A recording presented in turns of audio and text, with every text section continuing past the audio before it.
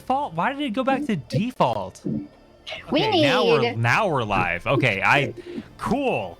OBS just decided to change my sources for no reason. For no we reason. need the bat signal where it goes like da-da-da-da-da, and it's just Sumner's face with technical difficulties underneath it. I almost made that exact idea.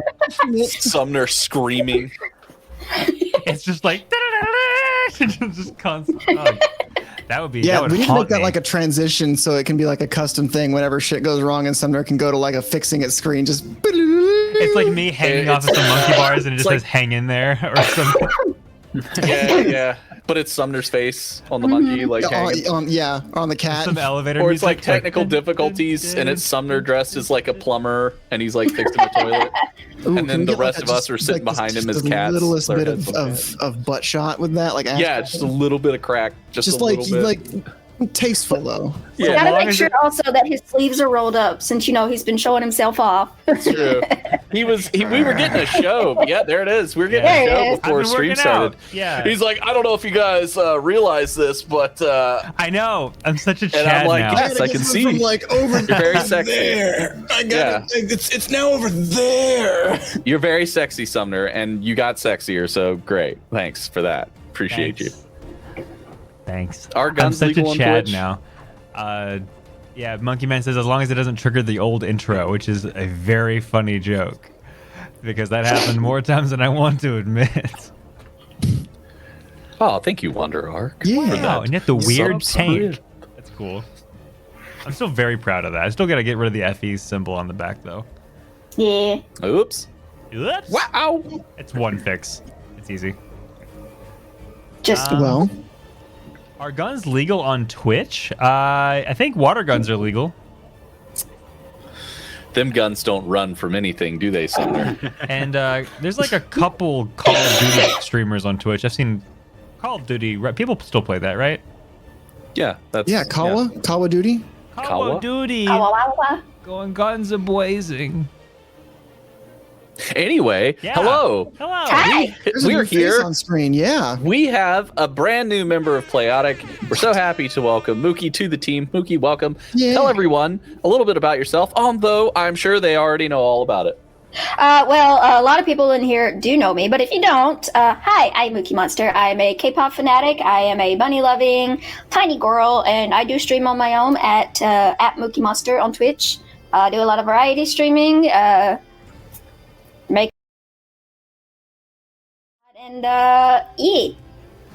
that me. And are generally just a fun person. Aw, thanks.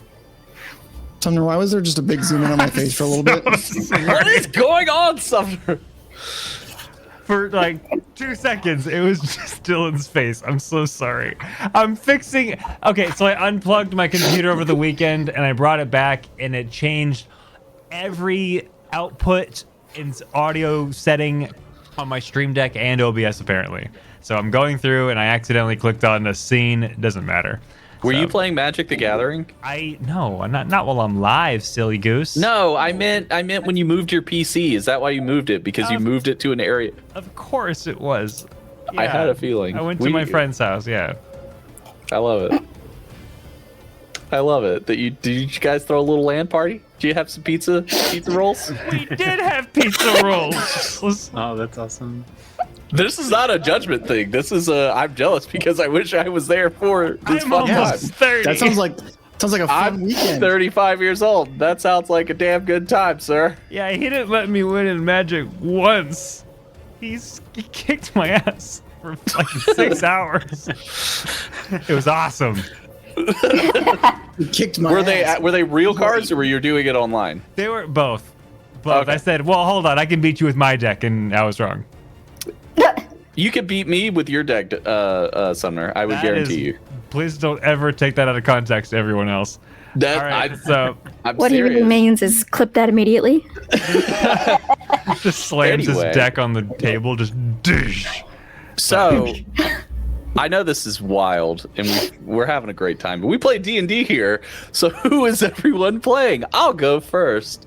I am Artorius Davenport, the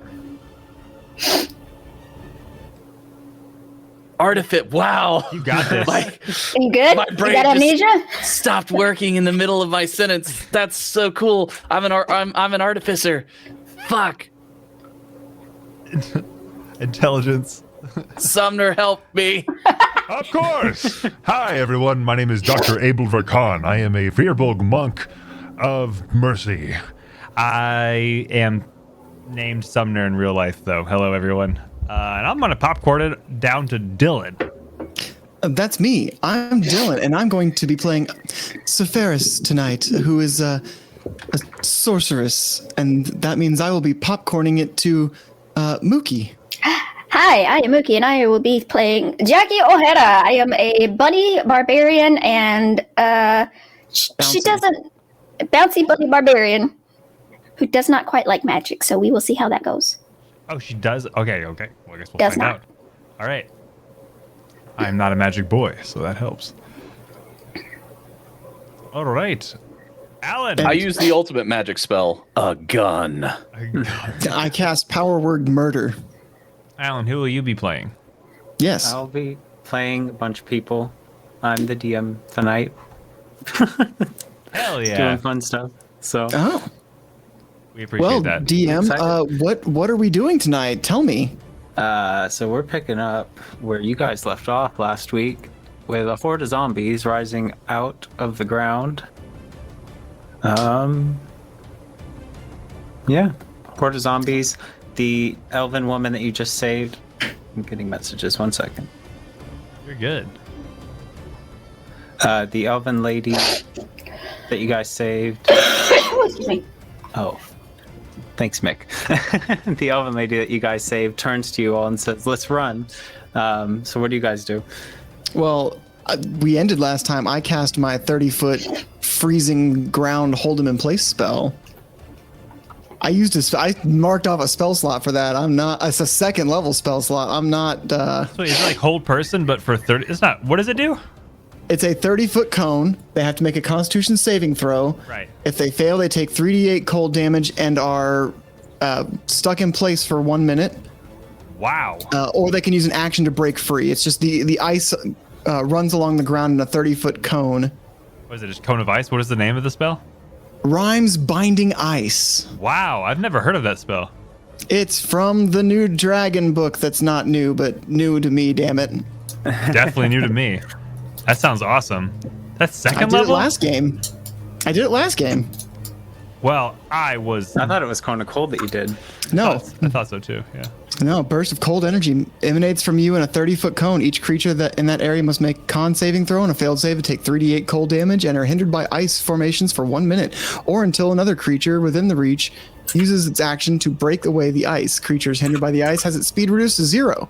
That's awesome. On a successful save, they take half as much damage and aren't hindered by the ice. All right, so the zombies need to do a Constitution saving throw, or a small portion Yes. of them, I'd imagine.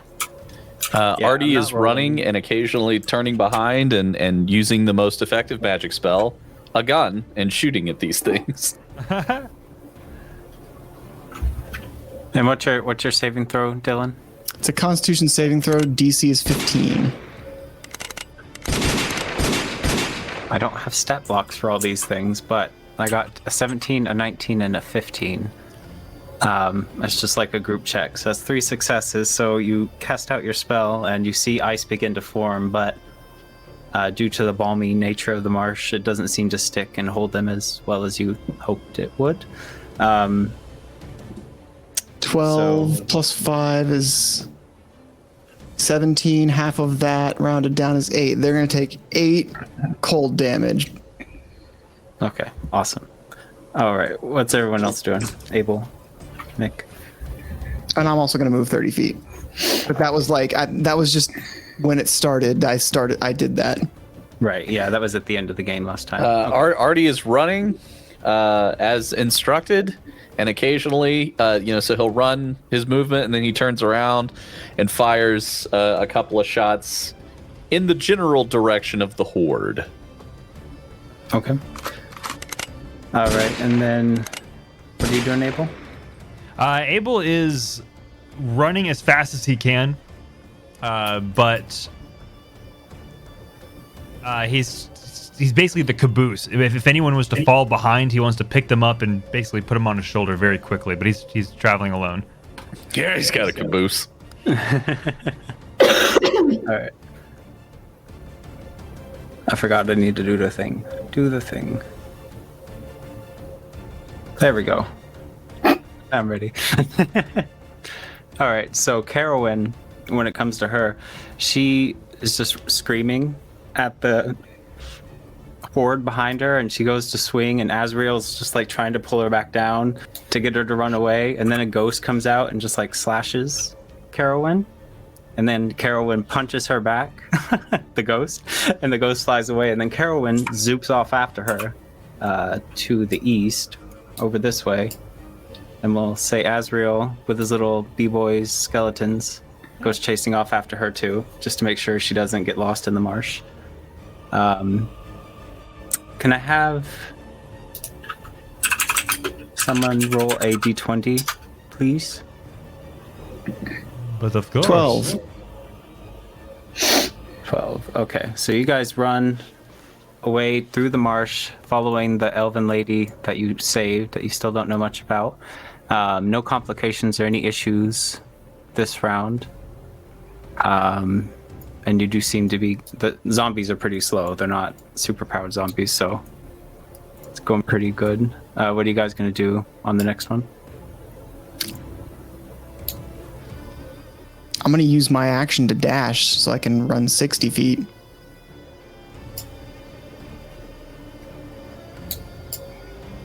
Okay. Same. And same. And Dylan and Mick, can you guys roll d20s for me as well? Just a raw roll. 9. 12.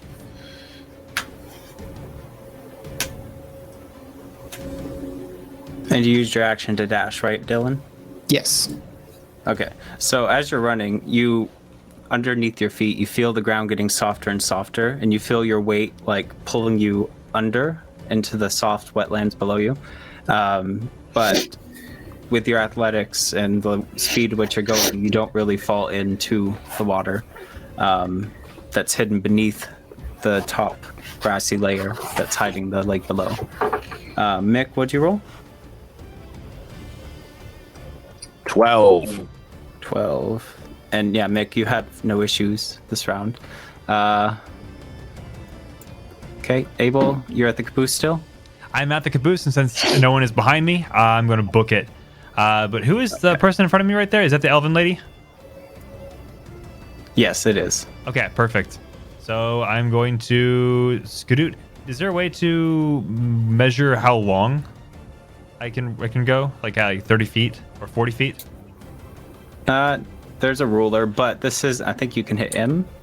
Yeah, M. Oh, cool. Yeah, it's real neat. But this isn't to scale either. This is just a... Oh, it's not to scale? I've been moving way too far then. Yeah, I made it pretty. That's all this one is. I like it, though. All right, so he's going to keep up the caboose and stick up behind everyone. Can you roll a d20 for me? Absolutely. Well, for athletics, or just kind of a general roll? Just a general roll. 10. 10. Okay, so you're you're intentionally staying behind, able to make sure that everyone gets away safely, and like keeping your back turned to see, make sure that the zombies chasing you aren't closing in. Yeah, ultimately, I'd rather them get me than anyone else. Yeah, as you look over your shoulder and check, you find that your footing isn't there anymore, and you've fallen into a pit. In that pit, you feel a bunch of bodies like writhing around. Oh boy. You, and you look and you see that you're in a pit of snakes. Oh, great. So can you make an athletics check for me? Yes. To try and pull your way free. I can certainly try. Oh, 22. 22. Okay, yeah. So you see the snakes. 1 second. Let me pull this back up. You see the snakes. You freak out a little bit, and then you start climbing through them. Minimal damage. A few of them like bite you, but none of them make full impact with your clothing and your armor and everything. Okay. So you are fine. All right, and then next round, who's at the front actually? Who's in the head of the group? It's either Artorias or Sephiroth. Yeah. Or the elven lady. The elven lady pace with whoever's at the front. So, of you two, who has the highest dexterity? I got 13 dex. 10. 10? Okay, so Sephiroth, are you going to do the same thing, dash and... Yeah. Okay, so as you're running, go ahead and make a dexterity saving throw for me. Oh, dex saving throw. Yeah. Oh, thank God. I saw the 8 and I was like, oh, God. So 19 total. 19 total. Okay, so as you're running, you're not paying much attention to what's on the ground. You're just trying to like get away as fast as you can, knowing that the monsters are behind you, chasing after you. And you see this little ball of fluff, white fluff, head down in the ground doing something. Mookie, do you want to describe your person as you see this elven lady charging at you? Like describe what she looks like or what I'm doing. Anything you want. I'm a tiny little white puffball with a little bit of black on the ends, and I'm just kind of wandering around, not really paying attention to what's going on, traveling to just wherever my next location is. And I guess I see the person coming towards me, and as I'm on the ground, I guess I'm foraging or whatever, I look up and I'm like, Defik? Kinda, sorta. You might want to run. There's a lot of zombies coming. I say as I just like kind of leap over the hole that this little bunny person is in. He already comes running up, stops, turns around, boom, boom, boom, boom, shoots a few times. Hello, ma'am. You may want to run fast. And then he turns and continues to run. And with that, Jackie just kind of like looks up and like, what? Zombies? What the hell are you talking about? Oh, and she starts hopping with everybody. So you look, Jackie, and you see them, and they're all just out there going and chasing after the group. It's about 30 or 40 of them. Okay, Abel, what are you doing? I just got out of a pit of snakes. I am out of here. Let's go. All right. And he's going to just book it. But if he passes anyone, he's literally going to pick them up and get like, nope, you are going too slow. Let's go. So who is this right here? On the right of me? Yeah. So this is the old elven man that was with the lady when you guys first approached her. So he's kind of lagging behind because he is an older gentleman. But yeah, he's back there. He is significantly faster and stronger than this old man, and he's going to pick him up by the waist and carry him like cargo. You're coming with me. All right. So Whether you want to or not. Carrying him, I think that halves your movement speed per round. That's perfectly fine. Okay. All right. That means my movement speed is 20. 20. All right. And can I have you guys all roll a d20 for complications? Okay. 16. 17. 13. 12. Nothing happens. Cool. So you guys are just running through the marsh. The lady, her name is Harante. She is just weaving through the marshlands as she knows the area apparently pretty well. And yeah, you guys are going pretty good. How many rounds was that? Was that 5? This is round 3, I believe. Yeah, 3. Okay. So you guys are getting a pretty good lead on the zombies. If you wanted to try and hide or do anything else, you could. Just let me know. How far away are the zombies at this point? You guys have been going 60 feet per round, right? Yes. Okay, so I'd say because they can only go 40, I'd say 60, 80 feet, between 60 and 80 feet from what you're guessing. I'm gonna keep running. That's still too close for me to try and hide. Okay. All right. Anything else anyone else wants to do? Yeah. Are there any lower hanging, like thicker branches that Artie could maybe shoot down or something to? I had a similar idea. Yeah. To slow some zombos. Okay. You guys want to make like a roadblock kind of thing? Yeah. I think. Do you want to do it together? Jackie can help out with their axe. Okay. Yeah, so I'll help. You guys can. Okay. I guess make a group check. Yeah. Abel, in the similar spirit, is going to find like a tree that he could possibly, that might be dead and decrepit, and possibly that he could literally, while he's raging and just like muscles bursting through, to knock this tree down through a tackle or a very strong kick. I got a non-natural 20. Okay. Yeah, hang on. I have advantage on these. 14. 14. What was I rolling for again? Athletics. Plus 5. 19. 19. Okay, so what are you doing, Dylan? I'm shooting some fire bolts at kind of the bottom of a tree to kind of weaken its base so it can be knocked down easier, and I got a natural 20. Oh. Okay, awesome.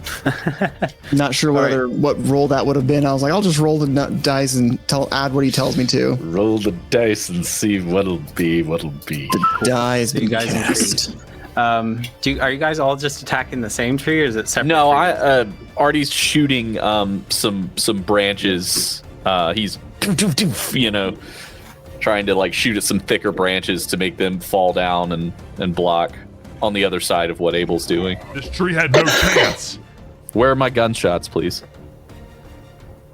Jackie, like, not at first, doesn't realize what's going on, and then she can hear the branches falling. So she, like, tries to look up and find some she can reach, and then hops up and chops some down. Didn't hear my gunshots. There they are. All right, so you all rolled pretty well. So Abel's pushing on a tree that looks like it's loose, and it seems like the roots haven't really quite taken, because of how wet the land is. So it falls down pretty easily. Sepharis, you expertly throw some fire bolts at the base of a tree and just send it exploding into the zombies and like debris all over I don't know what to call this, the landscape behind you. Are you guys doing this as you run? Yes. Okay. So it would take your action to do all these things, so you only get your 30 feet, but you do seem like you're slowing down the zombies with all the debris and tree things that you've put into the already treacherous landscape. I say let's go one more time. I've never done a chase before, so I don't know what I'm doing. This is fun. So yeah, you guys go ahead and roll another d20 for me, each of you. 4. 6. 2. Damn. Okay. So, Sepharis, That's me. you are running. I am. And suddenly, like, you veer off to the left because you thought that you were going to hit a tree branch that seemed like it was hanging pretty low. And then all of a sudden, there is a chasm right before you, and only a small twisted tree extends across it, and that's the only way across. And you don't think you'll be able to stop in time without falling in. So go ahead and make a dexterity saving throw for me, or an acrobatics check, either one. Well, that's another natural 20, but my acrobatics and dexterity saving throw are the same, so that's 21. You are fine. with grace and dignity, you just gallop across this tree branch. What did you get, Abel? 6? I got a 6, but I'm gonna roll.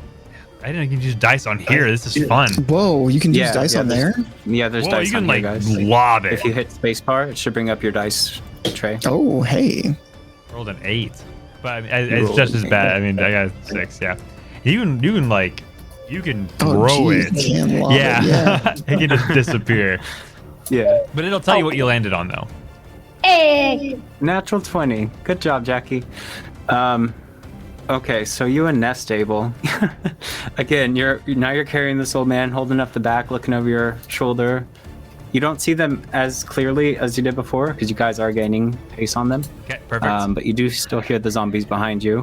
But again, you think you would have learned the first time. As you look behind you to check and make sure, you turn your head, and all of a sudden, you're in a nest of some kind of mosquito, and there's like all kinds of them swarming around you.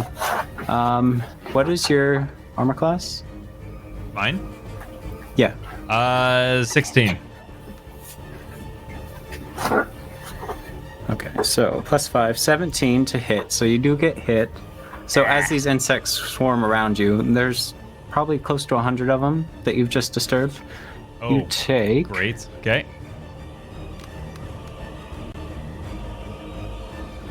2. You take 2 insect damage. I don't know what to call it. Insect damage. I mean, are they Not the biting? That might beast! be cutting. That might be slashing. Are they stinging? That might be piercing. It doesn't Are they just say. bumping into him and like one I like June insect bug damage smacks him personally. Yeah, real they're hard in flying the up head? his nostrils and making him have real bad sinus issues. That's what's happening. I like Oh, that. Insect that's damage. yeah. That would be insect damage. I've taken insect damage before in real life. I mean, Lucky. I've absolutely been slammed in the forehead by a June bug. Those things are stupid as hell.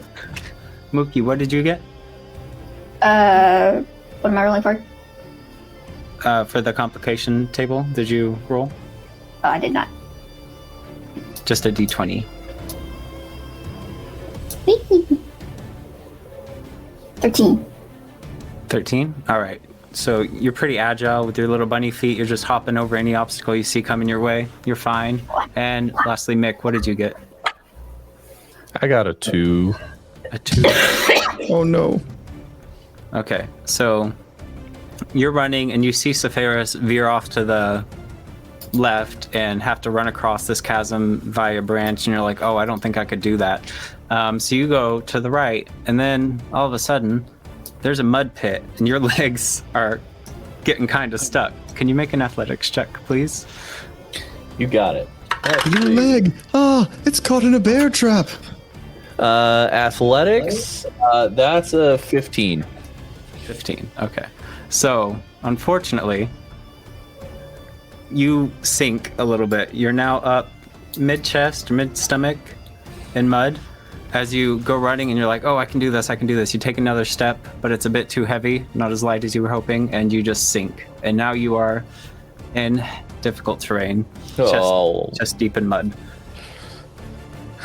Oh, All right. no. Cool. So, like I said, you guys are gaining distance on the zombies. You haven't had, I think you've had 2 failures. So they're pretty far behind you. Is there anything you want to do now? So what is our destination? Do we see like a safe space like in the distance possibly, or anything that like I guess, or are we just kind of going through, is it just more and more bog? As far as you guys know, it's just marsh, and I'm assuming you're following the The elven lady? the elven lady. Yes. Yeah, and no one's yeah. had a chance to talk to her yet. Not yet. Yeah. I would. but yeah, I'm just continuing to book it. Okay. All right. If no one's doing anything special, just roll one more time for me, just to see if anything else happens. I wish I had magic, Artie, you but can I only don't. move half your speed. 5. 16. You know what? I'm gonna start using. I'm gonna use 1. Oh yeah, Tailspire dice. I like my physical. I like my click clock math rocks. So who got a 3? Dylan, Sephiroth. That's Sephiroth. Okay. So, Sephiroth, you gracefully cross that very narrow bridge that you found naturally occurring in the marsh. And as you continue running, you see your group and you go to make your way back with them. And you bump into like a rotten log, like it seems hollow. And as your foot goes through it, you're like, ugh, that's annoying. So you keep running, but then you hear this buzzing sound as 3 giant mosquito-looking things rise up out of the ground and start to pursue you. That's fun. Oh hey, Oh, I love that for me. And who got a 5? Me, Abel? Abel. Oh, Dr. Abel Verkan got a 5. so Abel, 5 diplomas. you finally finished swatting away all the flies, or mosquitoes, or whatever they were, and you're like, okay, this is fine. You look to check the old man. You're like, are you okay? And he's like, yeah, I'm fine. And you keep running forward, and then what you thought was just like a regular vine hanging off of one of the trees, mini trees in this little area. Suddenly those vines lash out and a mouth opens and an assassin vine's trying to grab you. So, can you make a dexterity saving throw? Sure.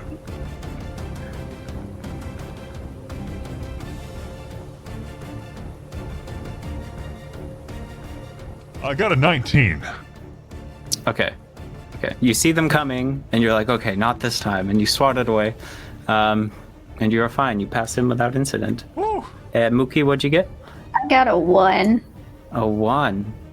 Oh, Okay, no. so you're hopping. You're the fastest one in the group. You don't think this is a contest, but if it is, you're winning. So you hop, and then you clunk, and you're in waist deep water.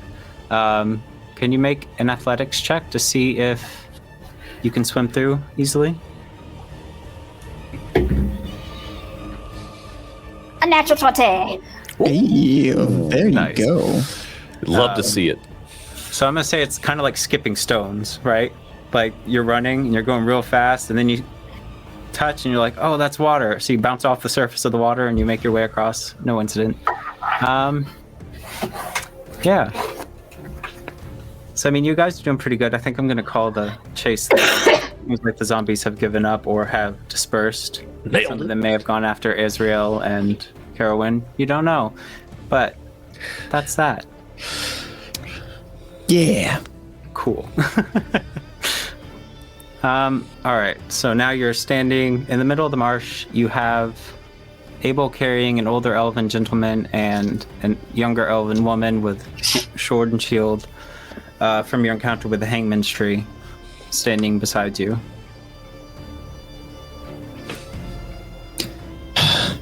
And she's gasping for breath. She's just standing there. Are you all right? Are you talking to her? Yeah. She goes, yeah, I'm fine. What were you doing this far into the mire? Well, that's complicated. I'm in service to the guardsmen of Pinley, and I am tasked with disposing of bodies found within the city and collecting anything of value that may be about their person.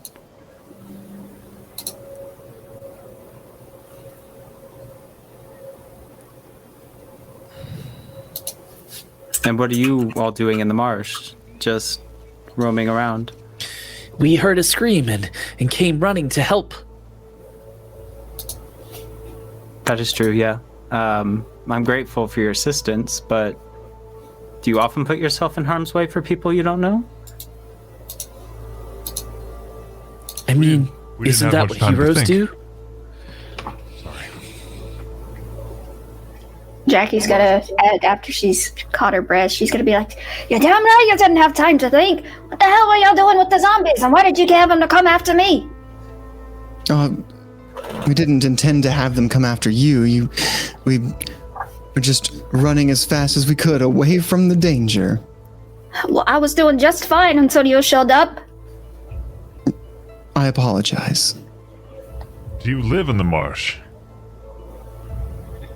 I live in a city, probably half a day's travel from here, I think. I don't know, I'm a bit discombobulated now that we've ran through away from all the trouble.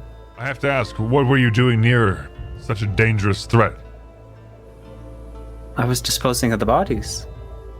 That is where we always bring them. Up until 7 months ago, we'd bring our dead to the hangman's tree and he'd leave the travelers alone, but then the dead started rising back up. And now he won't touch the corpses. He only goes for the living. If you knew this was going to happen, then why did you come back?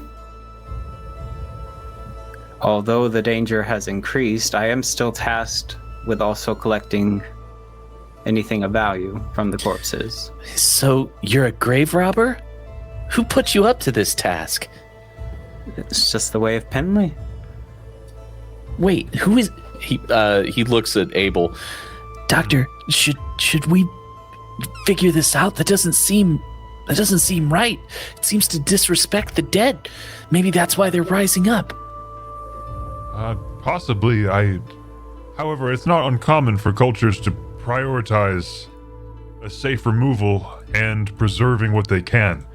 It's not seen as disrespectful in all communities. But it's wrong. To you, perhaps, but to these people, it may not. An important depiction if you were to travel more. Yeah, I haven't gotten out much. Okay. Okay. Sorry. Okay. Wait a minute. Who the hell are you odd people? Well, my name is Dr. Abel. Pleasure to meet you. Severus. Likewise. I am Artorius Davenport. And he gets down on one knee and extends his hand. Jackie just kind of looks at the hand and looks at you like, yeah, okay. I'd say the pleasure to meet you as well. The name's Jackie, but the meeting kind of wasn't so pleasant. Jackie O'Hara is my name, and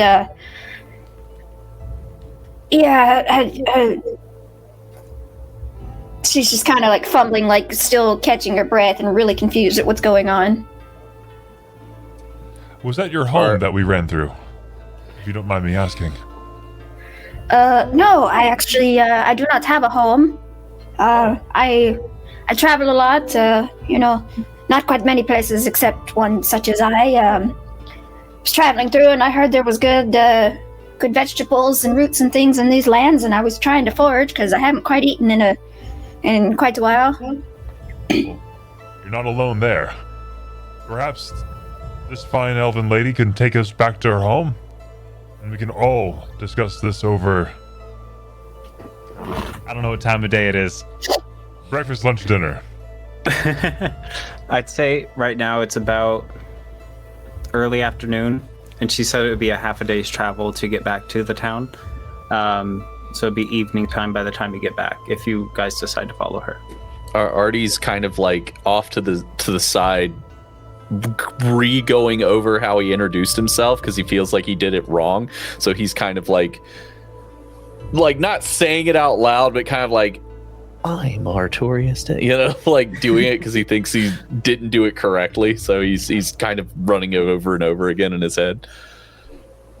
That's so sweet. Okay, so did I introduce her to you guys? Her name? Could you repeat your name for me, please? Okay. My name is Arante. I am from the town of Penley, as I have mentioned. I'd be more than glad to lead you back to the city as repayment for your efforts in keeping me and my friend alive. And she regards the old man, who hasn't said anything since you guys picked him up. He's just kind of there.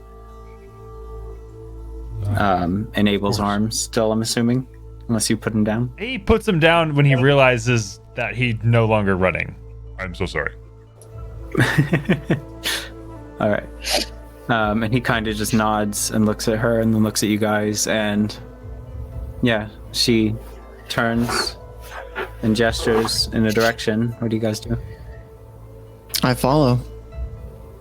Okay. Same. The whole time, Artorius is kind of like sticking his hand out to an invisible person, being like, I'm Artorius, practicing his greeting.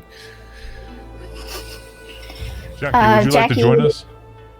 Jackie kind of hesitates because she's not too kindly of, strangers, but She realizes she's hungry, she's tired, and she's like, screw it.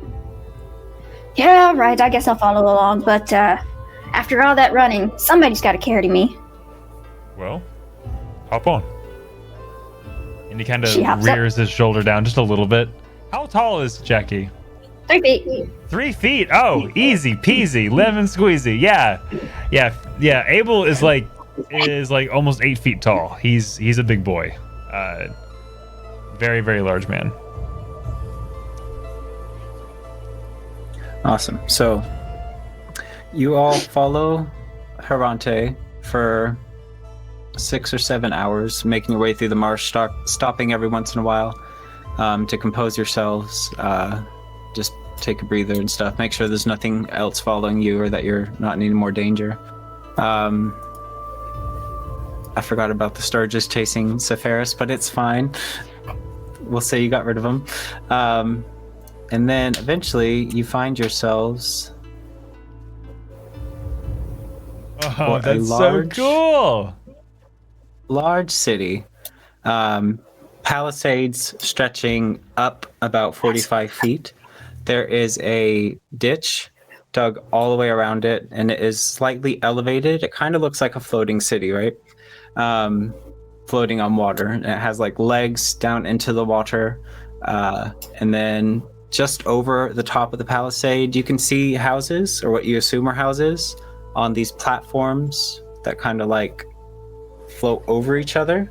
So it's just like layers of houses built on top of one another. Yeah, and it didn't bring your characters over, but Yeah, it did. that is this. Yeah, it did. No, where are you Oh, guys? but I don't have control of my character. Oh, it didn't bring our okay, gotcha. I Oh, see we're ya. we're right there. I see. This is so cool, Alan. You did such a good job on this. Thanks, buddy. No. Oh, and also, while I get this done, you guys should right-click on your characters because you can do emotes with them and stuff. Yeah, I saw that. I actually set my stats to like. I don't have health is control over on my there. character. I'm getting to it, Mick. I'm sorry. I'm gonna disable and enable your I was torch. trying to do the thing that you said to do. I know. There we go. I can Now look you on all my should butt. have control, so you can move through. And I'll get back to the description. So yeah, floating city on the water, ditch dug around. You aren't inside yet because you're still outside with Harante, so just ignore what you're seeing in the game. As you approach the gates, she tells you, basically, this is where we must part ways. I have to make a report to the guard captain about what occurred and the rise of the zombies and the death of the tree that takes care of our dead. And then she parts away from you, and you're left at the big wooden gate.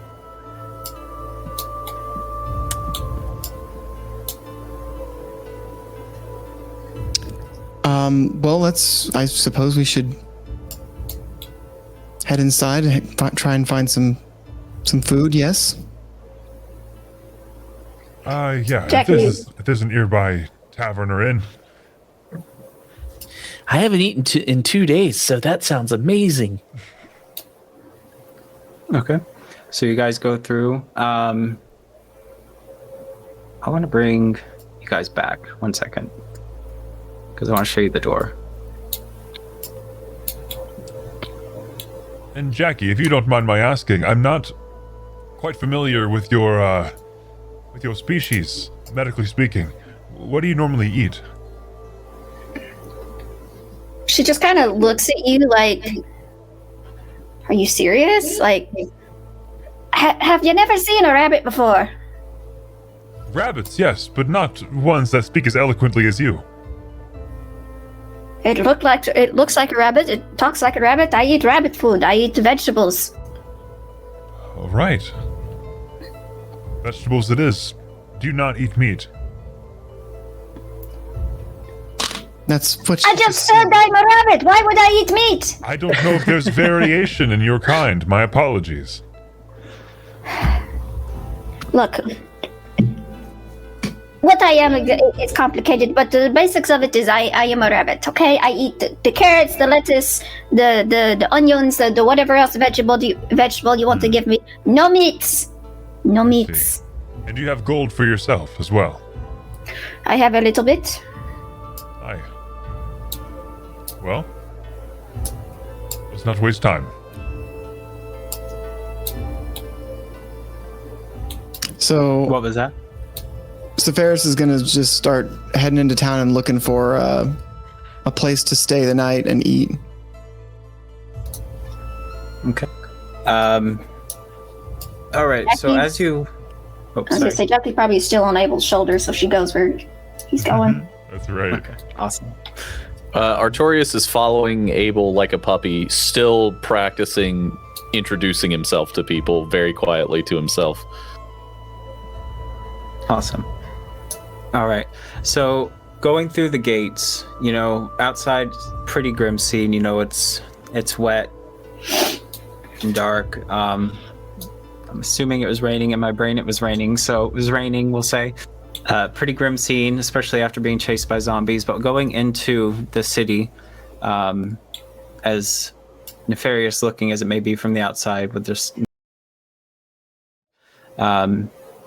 inside, it's very lively. Children running through the streets, people chattering on the sidewalks, gardens and orchards somehow inside the city. So there's wooden platforms that make the ground, because of the water underneath. But they've made these raised beds where they grow entire orchards and gardens, and they look like they make their own produce and everything here within the confines of the Palisades. Jackie's looking at all of it, drooling. You are actually right beside one coming in through the Dogtown gate. There is an orchard with fruit trees and things right beside you. Artorias kind of looks at a group of children playing and kind of like smiles and like perks up a bit, but then quickly like straightens himself back up and goes back to like practicing introducing himself. Nice. Now that you mentioned those children, they come almost as if they noticed you noticing them. They come running through and push through you guys as a group. Abel, can you make a perception check for me? I certainly can.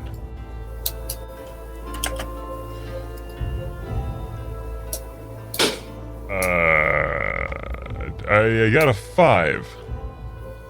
5. Okay.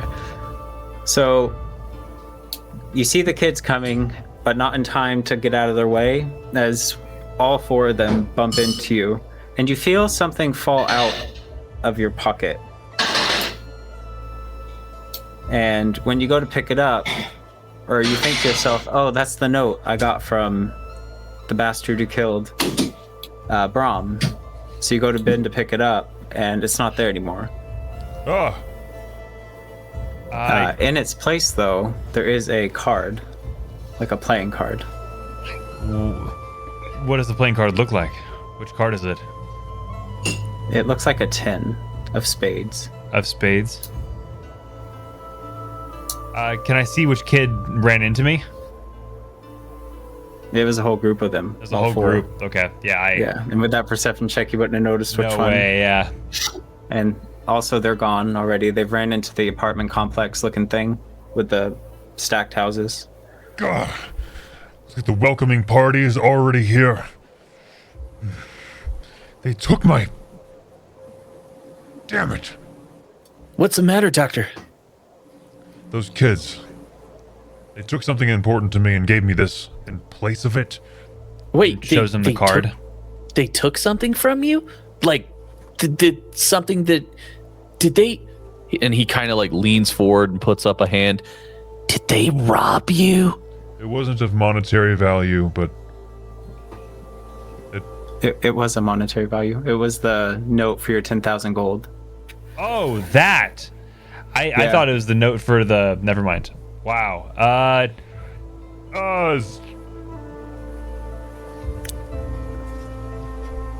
But did you pick up the card?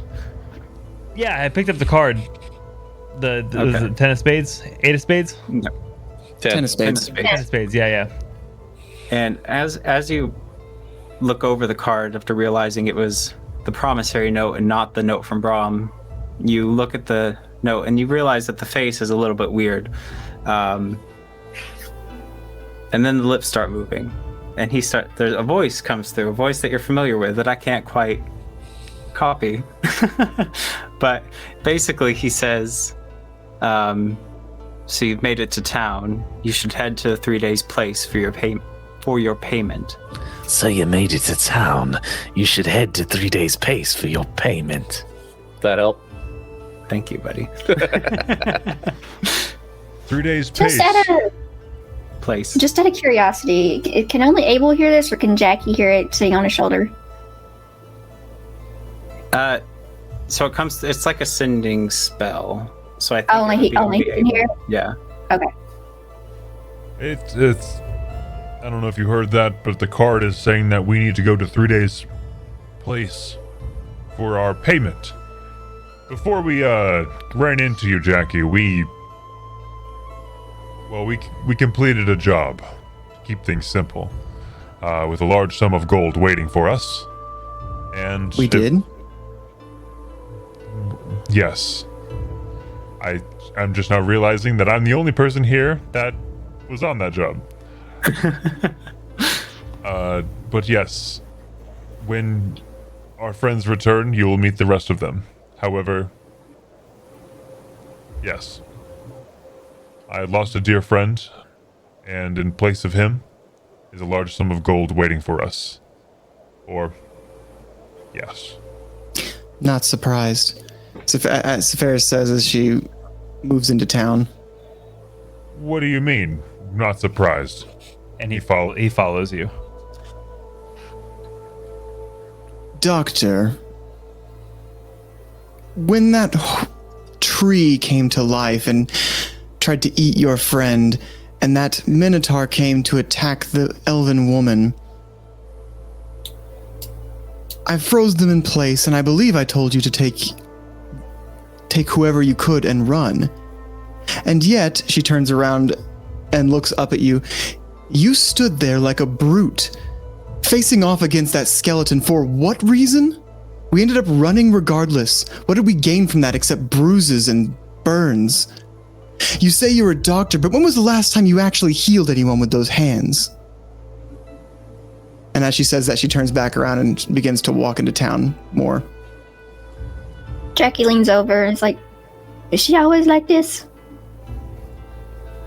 What? Right? I was gonna say, rude, but, I guess. She's right. I don't Artie's know what came over me. Artie's still following behind, still practicing his introduction to himself. He's not really paying attention. He's just like, I know that I did something wrong. Should I have gone down to both knees? Should I have stood straight the whole time? Master didn't tell me how to talk to rabbits. Oh, I love him. So you guys are looking for the 3 Days Place? Yes. Okay. Can whoever's leading the charge, can you make an investigation check? Maybe Try and find your way there. think it's that bitch, Sepharis. No, I don't think, Investigation, you said? I thought it was very effective. It was stern. No, it was. There's another word for that. 14. Oh, I thought you said 0. I said plus 0. I was checking what my skill was. Typhonius Starheart. Yeah, thank you for the follow. Yeah. Hey, Thank you. nice. Thank you. I love that name. That is a sick name. Yeah, that's really cool. Cool. So you guys are walking through this town, just taking in the scenes. You walk through the marketplace and outside a gate, which leads to another section of the city that I did not build because I ran out of time, but it's there. Same thing, palisades, raised platforms with more houses, different sized houses, and different quality too. Like in this section of town that you're in now, as you ask around to see where the 3 Days Place is and you follow those directions, it does gradually get a little bit nicer, like more orchards, less clutter, less tents with merchants calling out with their wares. Until you do eventually come into the front of a stone building with a large sign that says 3 days place. It's not too late to check in, never too late to check out. Which I thought was real clever, guys. No, that was great. That's why I smiled, Alan. Jeez. But What do you want me to do? You want me to celebrate it? No, it was good. Wow. It was very good. But here, let me get you guys summoned in.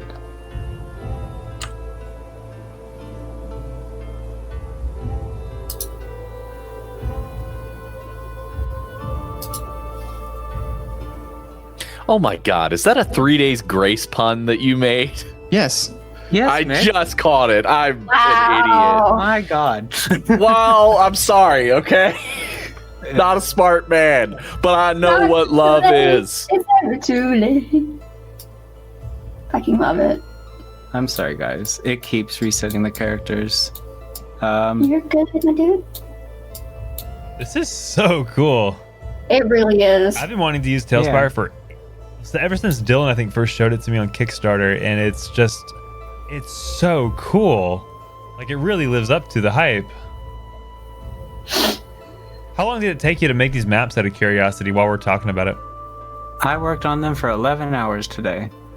Is it tedious? No, I enjoy this. I played Valheim. I have like 800 hours in Valheim, so Yeah. So you just like the building thing? yeah, I think it's fun. I do too. Um, Yeah. I need to try my hand at it. I got to figure out this part though, how to get. You're good. Otherwise, you can just do the story and just kind of like theater of the mind, but this is like our visual type thing. Yeah. So you guys are at the entrance to the inn. Do you want to go inside? Oh Instantly. yeah, Instantly. Artie's he's just following alongside Abel, like Where's the front like door? kind of like a puppy. I guess this is the front door. Jackie's still just perching, essentially like parrot on Abel's shoulder. Like, all right, I'm here. Cool. I don't have to walk. There you go.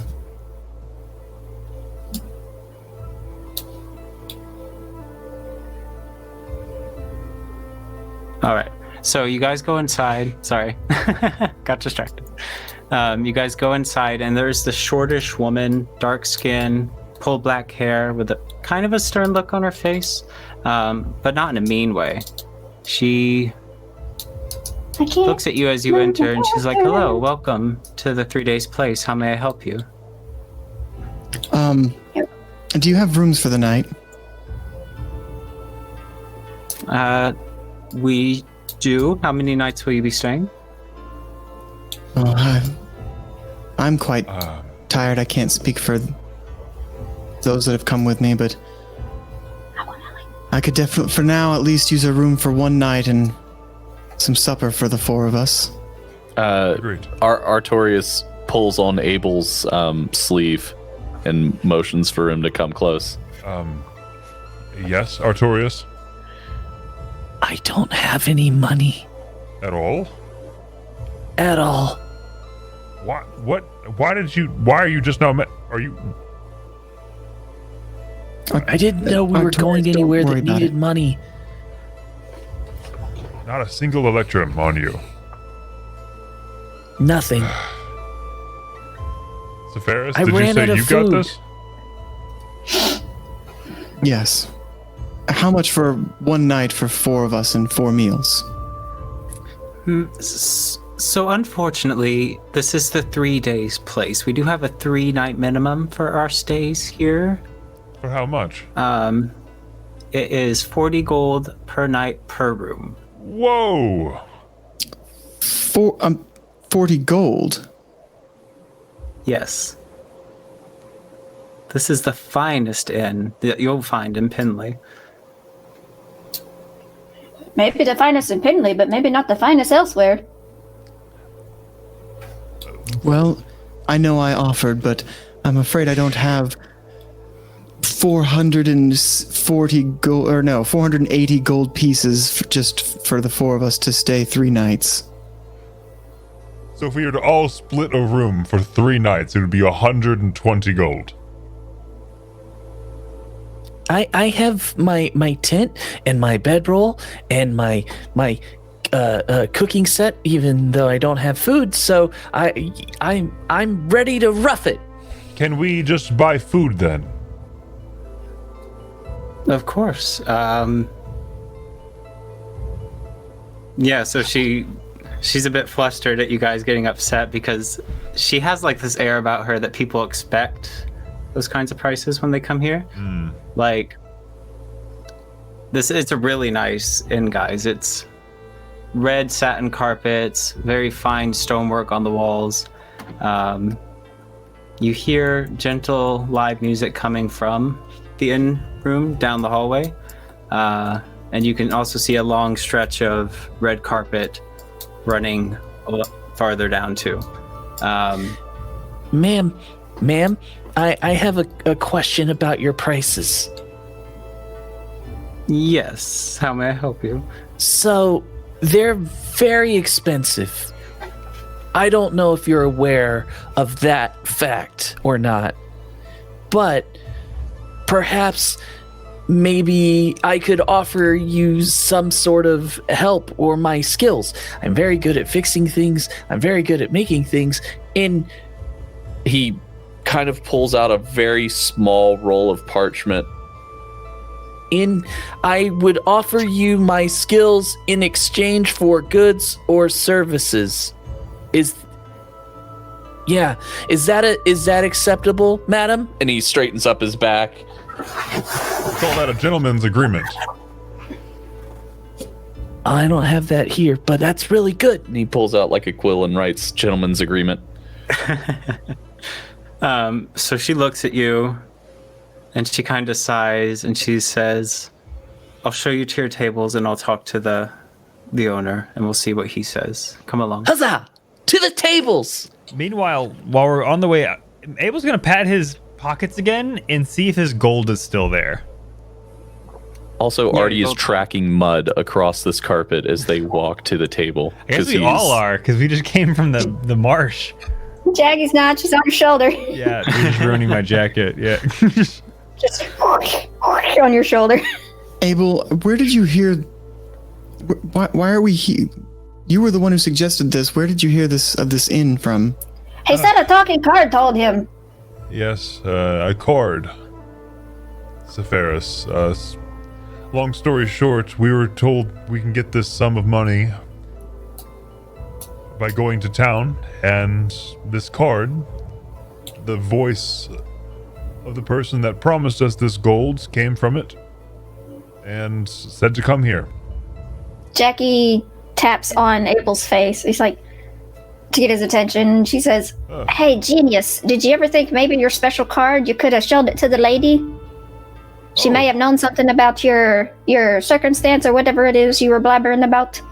That the is name of the person who, your patron from the previous job, as you put it. Yeah. So as you are you guys talking about this loudly or quietly? I mean, I'm not whispering, but I'm not like loudly Casually. talking about it. Just of comfortable conversation. You could probably overhear it if they were trying to. Yeah. Yeah, so at the mention of the card, like at the very first start of that, the woman kind of stops short and she's looking at you, Abel, and watching you, and she's like, this card, may I see it? Yes. Here. And slides it across the counter. Okay. Is it face down or face up? Face up. Face up. Okay. She pulls it towards herself, and you can kind of see the blood drain from her face, and she goes a little bit pale. And she's like, oh, well, this changes things. I'm so sorry. Please bear with me. And then she rushes off down the hallway from behind the desk and into the inn room and around the corner. And I think we should take a break, if that's okay. Yeah, Okay. absolutely. Yeah. We'll be right back, guys. Sparkly, shiny, clean fleek, and very clean clothes of hers. Eldrin, archaeologist, necromancer build. Is that right? Yeah, my best friends are skeletons. Best friends are skeletons. Oh, Love I it. have I a love prop it. for Have you named this. them? What's your okay. What's your prop? You know I exactly. what have my a prop prop is. for this. I'll never leave you so alone. I love to sing, I love to care. Oh, I'm sure I will. I think I've read as much as I. As much as it's gonna help me, at least. Okay. Introduce us to your character then. Hey y'all, I'm Rod. No wait. Oh, that's so good. Oh no! Not like crowds. And I begin to remember the time that me and my brother escaped from the circus, our first heist in a way. And he died on the way out. He was shot by the ringleader named Becky.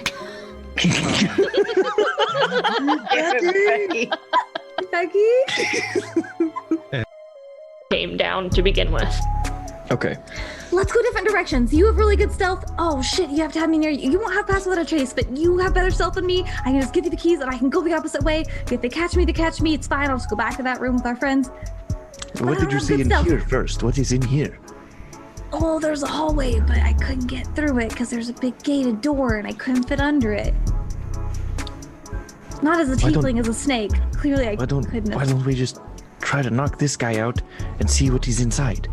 Oh my god, that's a much better idea, for sure. Let's just do that. Oh, there's And darkness as you cast in there, so say, you're not gonna be let's able to just see. knock him out. You see the door open, and this human man opens up with his. You touch him. just throat check him. Just roll the hit, Callista. It's so bad. What was that, guys? Then we're live. But yeah, we're We were live. behaving perfectly normal before time. Sumner, you were like staring, and I was, because y'all did the whole winner. Talking about, we've never done that before. We only do that when no one can hear us, and now everybody knows. Thanks. Yeah, everybody knows our Thanks secrets. for exposing us, Sumner. Our Whatever. dirty laundry is. Her skin's nice. And meanwhile, First is just Your holding skin this is thing positively glowing. You have to tell me Her your armor is shiny. Shiny. Your armor's very shiny. I'm like too loud because I'm nervous. Oh well. Thank you for the compliment. But so if you have one device, Waterdeep is a large city to scope. Very good. What are you asking about specifically? Where are the drugs? Are we looking for drugs? What are we looking for? What's being stolen? I don't remember. I want to rob her till. Yeah, she looks to Canyon, instantly trusting you. Would you mind watching this for me? And Yeah, sure. she walks Mike, around. go away. Okay, perfect. I take all of her money. You take all of her money out of the till. The till is locked. I take the till. You take the till. Okay, Yeah. it requires two hands, and you can't put it in your equipment, and it weighs about I put 60 it on pounds. Skippy. I put it on Skippy. You put it on. Just He's a big boy. okay. It is a Drake. So you put the till on Drake. I don't know. We're in fucking public. Roll sleight of hand. Again? I know there's a lighthouse there somewhere, but honestly, this could turn into a jailbreak. So let's do it. This is real life, baby. Y'all still a Coca-Cola. I can only salvage anything I have equipped. Sumner. Sumner! You look like that meme.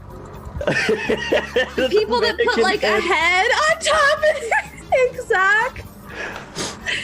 Sumner, that's what you look like right now, my dude. I feel like with the background specifically, it's magical. It really helps. Guys, I'm sorry, I wasn't prepared for this shit. Nothing good for Who me. truly is? Oh my god, Sumner, you're ridiculous. with crowbar, but I'm not strong. I look strong, but no, I am weak, baby. So wait, where are you guys right now? Are you guys in the city or outside the city in like a grassy area where no one can see you? I gave you a right and wrong answer. I'm just curious. I assume that we've been making our way downtown at this point. Okay, so I would like to assume Canyon wouldn't want to open the till till we were outside the city. Yeah, I'm a street urchin. I don't want to assume. I just. I am a lawful paladin. Master, because he's the largest, and that will be me. I've made it past the balls. This is the hard part. This is what always gets me. Big brain, Dylan. Only big. Let's go. Big whammy, no whammy. Oh, I made a mistake. I have made mistake. I jumped the wrong time. Okay, Dylan, we got this. It's okay. Slime's not here yet. Just keep going. Here I go. Scale, man. Oh, no. I got this. Big brain, no small. Big brain, no small. Made it. All right. Here we go now. It's the conveyor belt. Stay on the inside, Dylan. Yeah, let's go, Dylan. Dylan, this is gonna make you real happy. You sound like Hamilton right now. Do it. Nobody block my path, or I'll call you an asshole. Thank you, Skeleton. Okay, I made it to the swinging hammers line. Let's go. Going up the ladder now. I'm going up the ladder. Let's go. It's not really a ladder, but I don't care. And I made it. Okay. All right. Okay, now let's go. Okay. Only big brain. No, only big brain. Only big brain. I'll be alone. No. Go to the crack between the two grassy mounds, right in the center of it, where you see a crater. And this is exactly where. This is exactly where you decide to bust open. How deep is the crater? The crater is about 3 feet deep and about 5 feet wide. When was the crater last tested for soil contamination?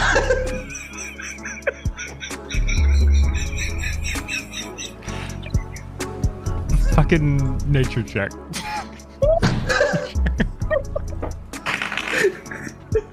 Sorry, everybody. 8. What are you trying to do? You don't know.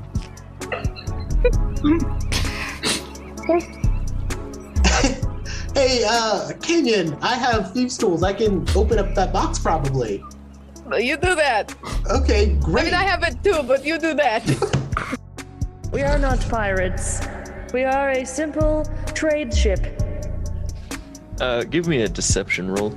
Oh, fuck. Scold. Yes? We never talked about Plan B. Can Plan B be bomb? No, Plan B is not bomb. Plan B is we knock this gentleman out. I got a 4. You got a 4? God. Abel says to Persephone, I have a really good feeling about this plan. Me too. High five. We are. Back to the We are a boat. simple trade ship. Yeah, no, he looks at you and absolutely not believing anything you're saying. She has been voluntold. Fuck. You're still 6 months at heart. I can feel it. I needed that. I'm not gonna lie. So the janitor, unfortunately, rest his soul. God rest his soul. Paylor, I don't have a god. I do actually. His name is Mickey, and he's dead now. And there is a black. Wait. Mickey is dead? No. The gods can't die. Can they? Oh my God! Can they die? The janitor is down for the count. Oh, the janitor died. Right, because I just saw his. That's right. Okay. Anyway, did you see who killed him? No, just a black smear and a very tall man wearing a hood. Could you see under the hood? I mean, you gotta. Yeah, I kind of like look up, like from his vantage point. You got probably a pretty good vantage point to see under the hood. I mean, all you humans look alike to me. You're all massive liabilities. That's fair. I saw him from a distance. He held up the chronometer like this, and he puts up his. And we're back. We're back. We're back in black. We hit the sack. We're at the 3 place in 3 state. 3. We're at the 3 stooge in. I have a question, Mr. Dungeon Master, before we move forward. Okay.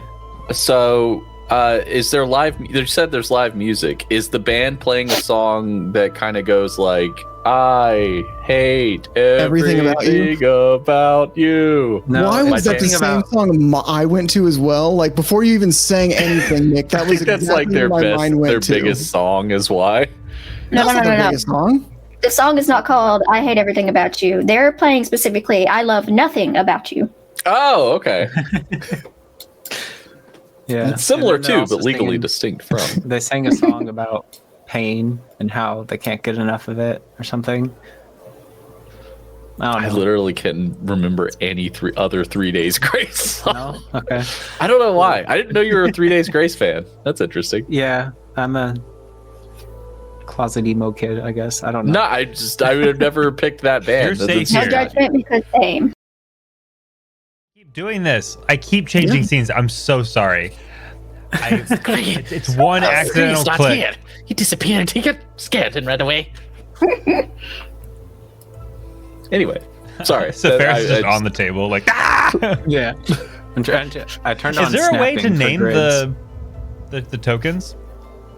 I already did. Oh, they're on the left. You're right. Cool. Thank you. Yeah. Rabbit. Thank you. The rabbit's on the table. And look at this place. This is lively. I love it. Anyway, we're back. We're gonna do a recap, or Yeah, that's a good idea. Dylan, what happened? We ran away from zombies, almost tripped over a rabbit hole where we met a rabbit person. Because we potentially we're going to get them attacked by zombies, we told them to run. They joined us. That's how we met our good friend Jackie here. I say good friend. We've known each other for like 2 hours. No, I guess it was more like 6 because it was like half a day's journey from the swamps to here.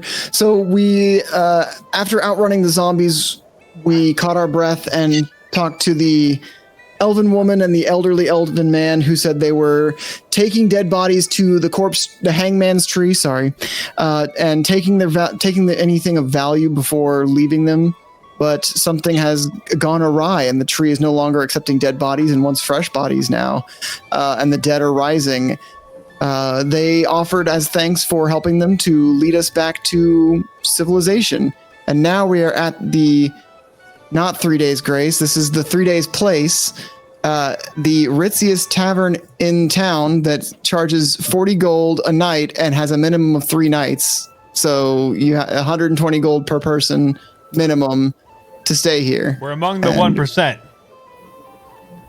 And then the upon Ritz-Carlton. mentioning of the playing card that spoke to Abel in his benefactor's voice, the proprietress, who was kind of turt and kind of like, if you have to ask, you can't afford it. It's going to be too much for you, buddy. Upon hearing about this card, she was like, here, right this way. Let me seat you and take care of you. So we're now being seated and taken care of. Yep. Kids Yeah, stole you guys- the piece of paper that was worth 10,000 gold from Abel. Yeah, that's true. That's small detail. So you guys have come into the inn room proper. Nice fireplace, really nice decorations. The silverware and plates that you see on the table are like high quality stuff that I'm not sure a lot of you have ever even seen before. Like, it's on another level. This is a really nice fine dining establishment kind of looking place. Really neat finishes on everything. There's a raised stage directly in the center of the room on the south side. Currently no one playing, despite the music that you hear playing. It is an empty stage, and the busy tavern room is abuzz with random conversations and stuff going on as you guys sit waiting. Should we just wait here until approached? Is the woman still here who's just sat us? No, she went through the double doors right behind you, Abel. I believe she said she would be back to serve us, if I'm not mistaken. Yes. How many people are? How many patrons are in this bar? I'd say about 12, 13. Okay. They're all. Artorius looks kind of nervous with this many people around. So he pulls one of his pistols out and starts kind of like doing maintenance on it, just to like focus on something. Jackie looks at him with the pistol and kind of like tries to get his attention, be like, hey, I realize you're nervous, but I would put that away because that also makes a lot of other people nervous, and you don't want to start nothing. Oh, I definitely don't mean any harm. It's just important to maintain one's tools whenever one gets a moment, and, well, it helps me focus. Perhaps we could have a conversation. Weaponry is not usually acceptable at the dinner table. Oh, my apologies. He puts his pistol away and But why are you nervous, Sartorius? I've never seen this many people in one place before. Never. What about that makes you nervous? Too many variables to account for. Well, you are right. I can't say I relate. I grew up around large groups of people. As did I can kind of relate to you. Being a small thing that I am, being in a large group of people does make me nervous sometimes, but that's why I stay on my toes and keep alert at all time, and the ears help, you know. Try to, you know, mingle among the crowd. I've tried many times before, but, you know, not a lot of people take too kindly to a rabbit, especially one that can talk. So. Master told me that pubs are often interesting and sometimes dangerous places with all sorts of colorful characters and individuals, but I never anticipated feeling this way around this many people before. Right. I'm sorry. I'm so used to just being in the tower, and it's very quiet there. There's no need for apologies. It's perfectly fine to be nervous in a new environment. You're experiencing anxiety. It's normal. Just take deep breaths and ground yourself. You're with us, and you're safe. I've had some people I've given a good whack upside the head to help with anxiety. Should I do that here? And she starts to raise her paw. Might be worth a try. No, thank you. And she's like, kind of disappointingly puts her paw away. I don't particularly like to be touched if I can help it. Well, it would be very soft, you know. Have you ever pet a bunny before? I cannot say that I have. Although I did perform an autopsy on one once, but there's not much petting that goes along with that. At the word autopsy, Jackie's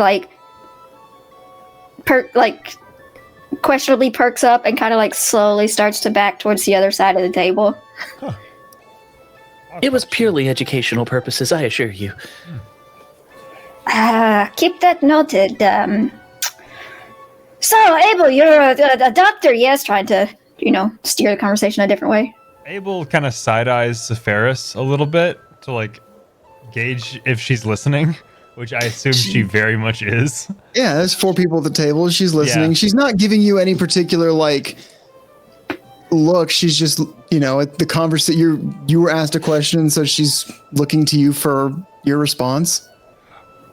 Yes, I was a doctor, and to your point earlier, Sepharis, it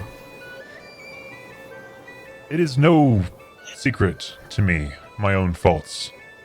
My instinct and primal needs take over when I'm threatened, or others near me are threatened. I grew up in areas much like this place, actually. My father and mother took very good care of me. Not Fearbolg, of course. They put me through multiple colleges, multiple degrees, and I gained my profession per their wishes. It wasn't for me.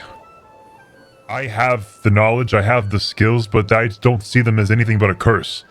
And maybe as a right for respect I don't deserve. So I'm sorry. I may have set the wrong expectation. I'm no longer home. I wish to explore myself. My words might have been a little harsh. No. You were fine. You acted... Thank you. I wanted to say thank you for telling me. If you had a chance to choose your profession, what would you have gone with? I honestly had never thought. Questions to ask. I had never thought, to be honest with you. It was always do as you're told. Yes, do as you're told. It's very important to listen to your master and do as you're told, because then you are set on a path for success. Yes. That's what they say. But Jackie, it's just like, yeah, funny. If I were to sit here and, if I were to have done as I was told, I would probably not be sitting here right now. I'd probably be 6 foot under, or in a dog's belly. This is the first time in my life where I've done what I was told, but I have no idea what's going to happen. What about you, Severus? Where are you from? If that's not too personal. I'm from out west. Sorry, east. But I almost the opposite of your situation, Artorias. I suddenly find myself unable to do what I'm told, as I am. It's a freedom I'm not, freedom of choice I'm not accustomed to. Oh, no. I'm in the same situation as you. See, Master told me find someone important and deliver them the scroll. And I've done that, and I don't know what I'm supposed to do now, because he didn't tell me what to do after that. You know, because he's gone now. Yeah. Well, then I guess we are kind of in the same situation. You know, if I had my choice, I would have always wanted to train horses. I was never much good at riding them, but the discipline it takes to break a horse and train it to not be afraid of fire or be able to leap over dangerous obstacles. I always admired it was always the horses that carried the men through the town after a battle or during a parade that I always admired. I always wanted to follow in my family's footsteps, but Master said it was important that I don't. So I stayed in the tower and learned and built things and fixed things, and always wondered what life would have been if I was like my ancestors before me. Sounds to me like you had one hell of a boring life. That's not true. No. It was quite interesting. I spent so much time learning and growing, and I've learned so many things like chemistry and astrology and machinery and did I say chemistry? Oh, I love chemistry. The fascination between gunpowder and its purposes. And I built Cairo. A little robot jumps out of his pouch and jumps on the table. I built Cairo. He's great. He runs on flame. It's amazing. I'm so very proud of him.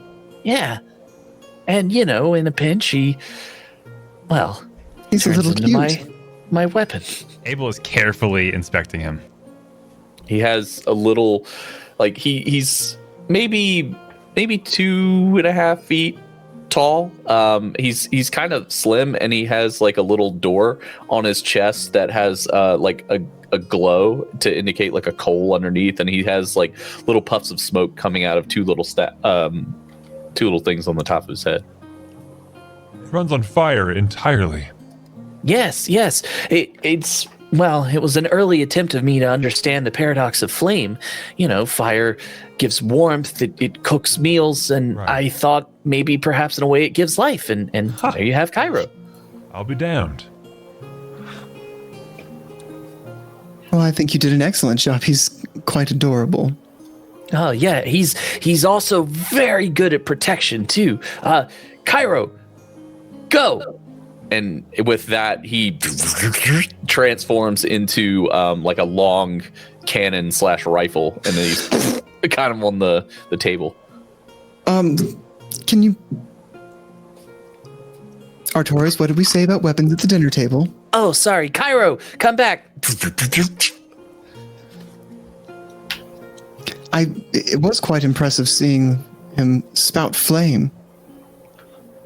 Oh yeah, he could do all sorts of things. It's what a master called it, my magnum opus. Yes, my great gift to the world. High praise. Yeah, Indeed. well, Although I try. Forgive me if this comes off as insulting, but I hope it's not your magnum opus. I agree. It's your magnum opus until you're next. Well, thank you. I certainly hope so. The true goal in life for every gunbreaker is to approach and solve the paradox of flame. So if I can, then my life has been fulfilled. Say, where did that lady that was helping us go? Oh my gosh! Yeah, so she's like standing off to the side, not wanting to interrupt the conversation. And she clears her throat gently. And she's like, Master Adams said that he'll be out shortly. He asked that you have a seat and to place your order with me.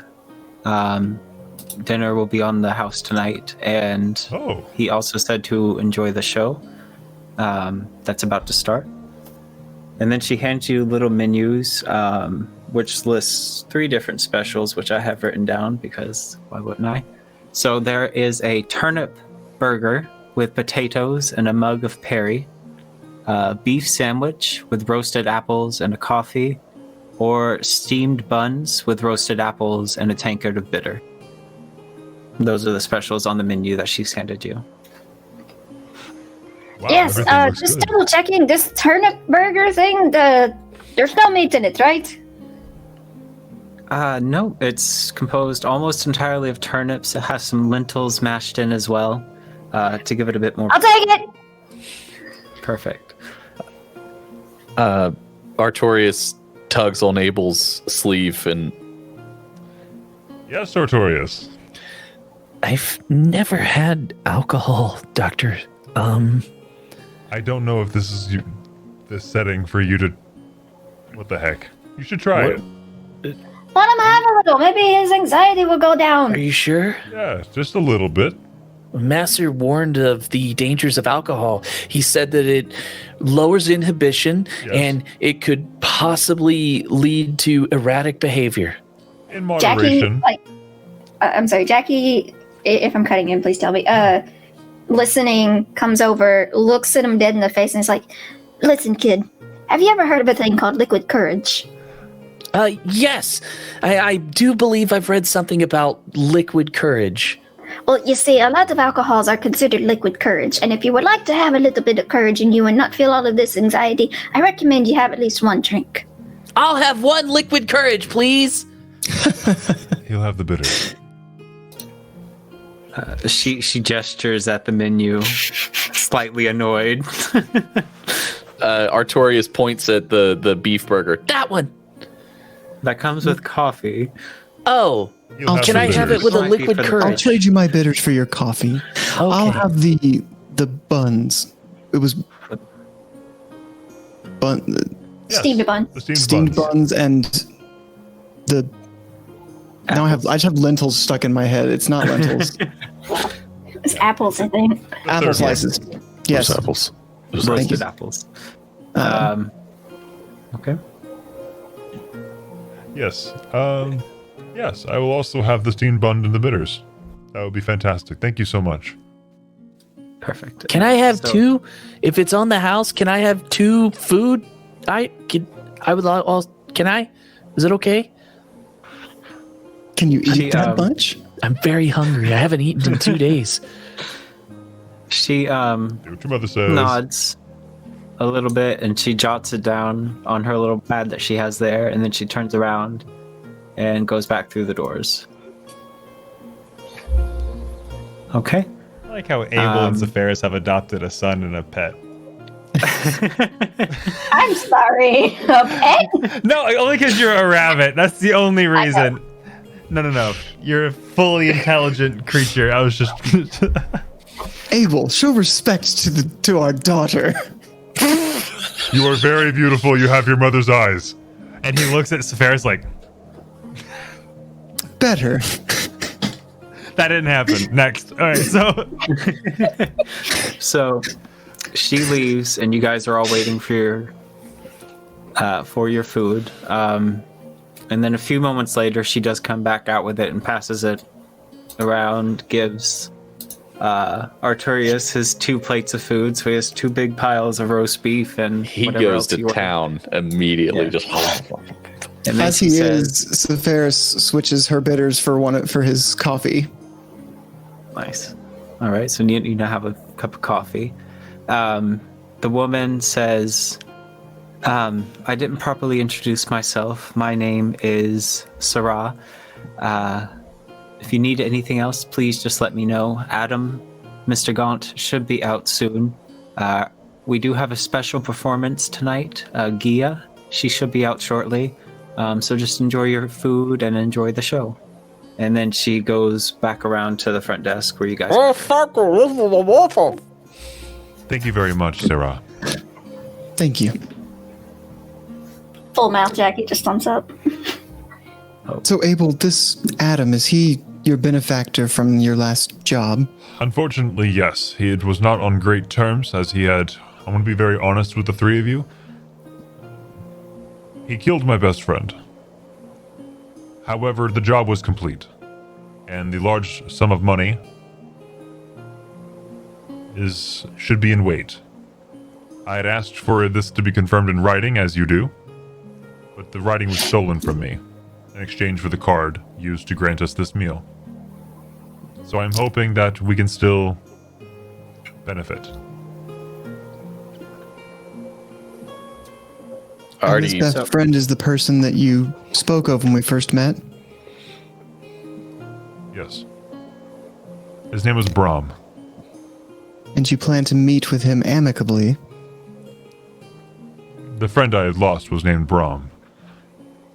The meeting that we're about to have, amicable? I sure hope so. We did them quite a solid, as they say. Artie drinks some of his bitter and kind of eyes wide. This is amazing. Doctor, please, tell us about your friend. Master said it helps with the grieving process to discuss the things that you love about somebody who's gone. So please, tell us a fun memory that you have.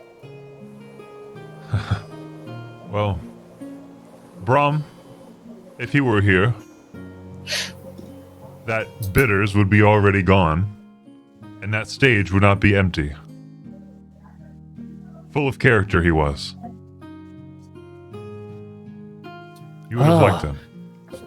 So he was a performer of sorts. That's amazing. He sure I've thought never himself seen a one. performance. You've never seen a performance? Well, No, I've never seen any sort of what a master. They're bards, known for songs and dance and stories. There wasn't a lot of time for stories in the tower, but of course. I did read about them. Well, it's exactly like you'd imagine, and it's no point in describing it since you're going to experience one soon. With, what was the artist's name? I want to say Sia, but that's not correct. Gia. Gia. muted, Oh, Alan. so close.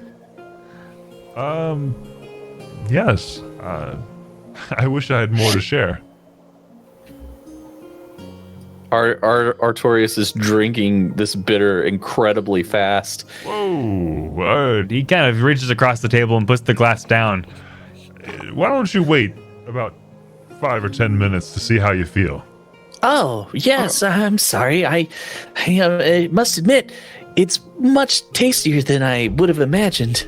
Artorias, did your teacher, your master, ever tell you the proverb toxicity depends on dosage? Well, yes, of course. And that goes, and his lesson about avoiding alcohol. He said that only bums and losers drink alcohol. Yeah. Well, I can assure you that's not true, but only, as he put it, bums and losers indulge. Toxicity depends on dosage, and they take fatal doses. So be wary on how much you imbibe. Master always said alcohol does not go with firearms. I can agree with that one, finally. Yes, well, I think myself quite the bum. And he raises his glass and begins drinking his bitters quite fast as well, especially after thinking about Brum. Jackie raises hers and he's like, "Yep, welcome to the Losers Club," and then gulps her drink. We four. Sephiroth sips her coffee. So as you guys are enjoying your meal and having conversation at your table, you notice that the ambiance kind of not dies down, but comes to like a stillness, right? As the lights within the room seem to like dim of their own volition. Let me see, can I do that?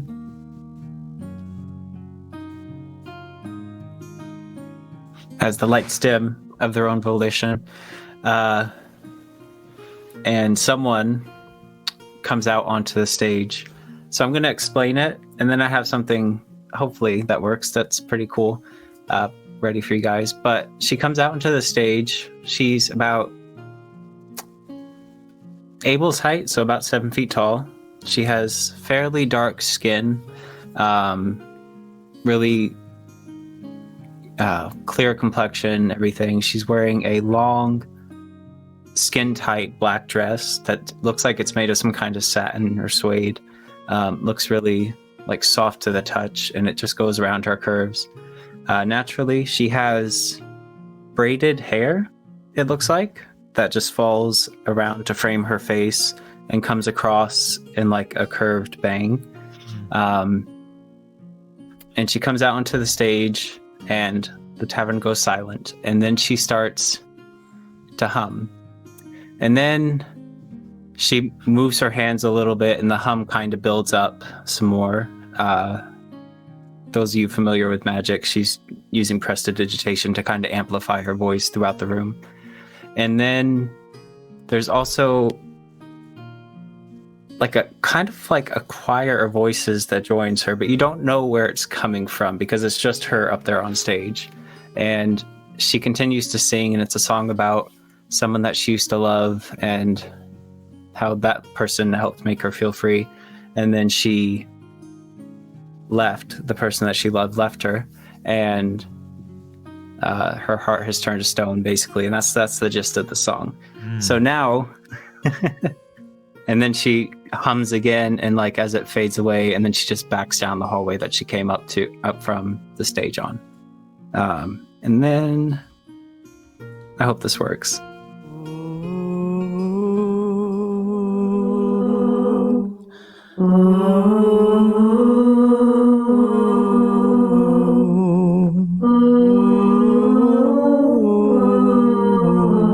Here's a tale that I would tell about a maid that I knew well. She is pure and she is sweet, came and swept me off my feet. In her arms I'd gladly drown, in that river all around, of her love surrounding me. I have never felt so free Times have changed and now she's gone, and I'm standing all alone. Her heart has turned to stone, heart and river turned to stone. Ooh,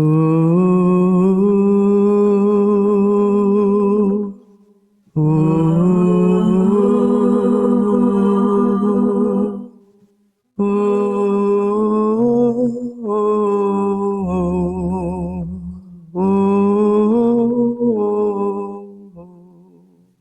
Wow. That was Thank really you again, pretty. Hecate. That's my good lady wife. She did so well. That was amazing. Thank you again, Hecate, for helping me with that. That was awesome.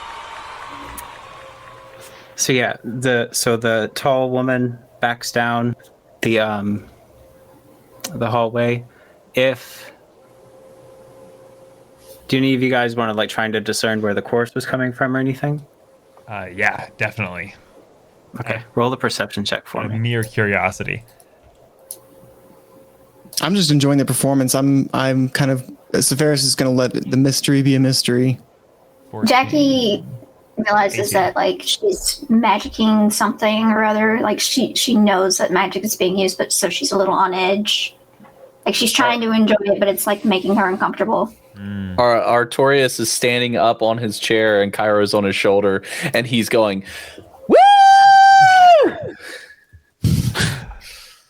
Amazing! Ah! I don't think he's experiencing anxiety anymore, Severus. Well, at least he's loosened up a bit. Yeah, I'm hesitant to stop it. So what was your roll, Sumner? 18. 18. So as I just really want to share this, as she was singing, you noticed that her hair was kind of moving on its own without there like being any wind or anything in the tavern. And she wasn't moving. She was standing pretty still, just moving her hands to help her vocalize a bit. But her hair seemed to like shift and turn a little bit. And upon seeing this, you looked a little bit closer, and it looked like just a bunch of little snakes coming out from her head.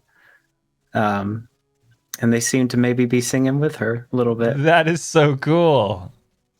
I love that design. I didn't know that. I knew I hadn't heard the song because I wanted to be surprised, but I did know that she was a gorgon and the snakes were like harmonizing, and I thought that was really cool. That is so I super did cool. know that bit. I like that. But, wow. Bravo! Artie is like dumping the last of the bitter in his mouth. This is delicious! And he throws the glass onto the ground. Another! Artorias, sit down. Come on, man.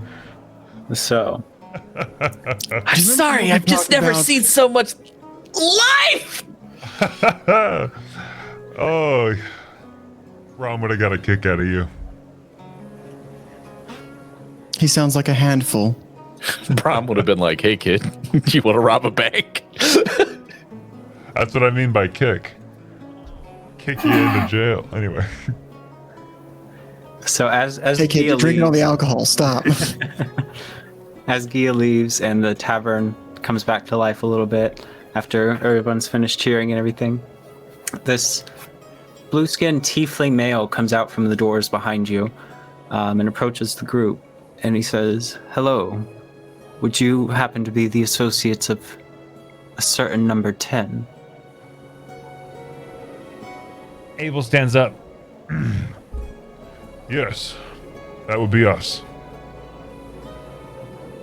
Is he here? Good to know. No. Gods, I hope not. He is not welcome here. Good. But I do owe him a certain amount of favors." And as he says that, he pulls out from underneath his apron, looks to be a large sack of coin, and passes it to you pretty quickly, kind of like he's trying to be stealthy about it. He takes it very quickly, picks up on it. All right. And then he nods at you and he says, it's been arranged for your 3 nights here to be paid for. No charge. Just please enjoy what we have to offer. Let me know if you need anything else. Sarab will give you the keys to your room, and I bid you a good day. Thank you very much, sir. Oh, and as he starts to walk away, he stops a little bit short and then turns around and he says, if you don't mind me asking, what brings you here to town, to Pinley, to the 3 days place? Abel looks back to Jackie, Artorias, and Sephiroth. Well, we were doing our best, trying to be good Samaritans, and ended up being chased by undead zombies. And we find ourselves here as a place of solitude. Artorias raises his hand. I'm on a quest to solve the paradox of flame. He's not with Jackie. us. Jackie raises his paw. Yeah, I don't know what's going on here. They just kind of picked me up when the zombies came through, and I'm here now. We helped someone in the mire from these undead, and this was the closest civilization they could take us to. It's better than sleeping out in the bog. Certainly better than sleeping out in the bog, as she looks around the nice place. Yes, well, you'll find no better accommodations here, or south of Waterdeep for that matter. And yeah, the zombies have become a problem in recent months. No one's sure what's caused them, but they're making a lot of good people go missing or worse, and it's troubling times. And then he turns and he walks away. Flies over the door. Yeah, flies over the door. Sorry, I was lazy. I didn't want to open it. There you go. I just thought it was really funny. Just whoop.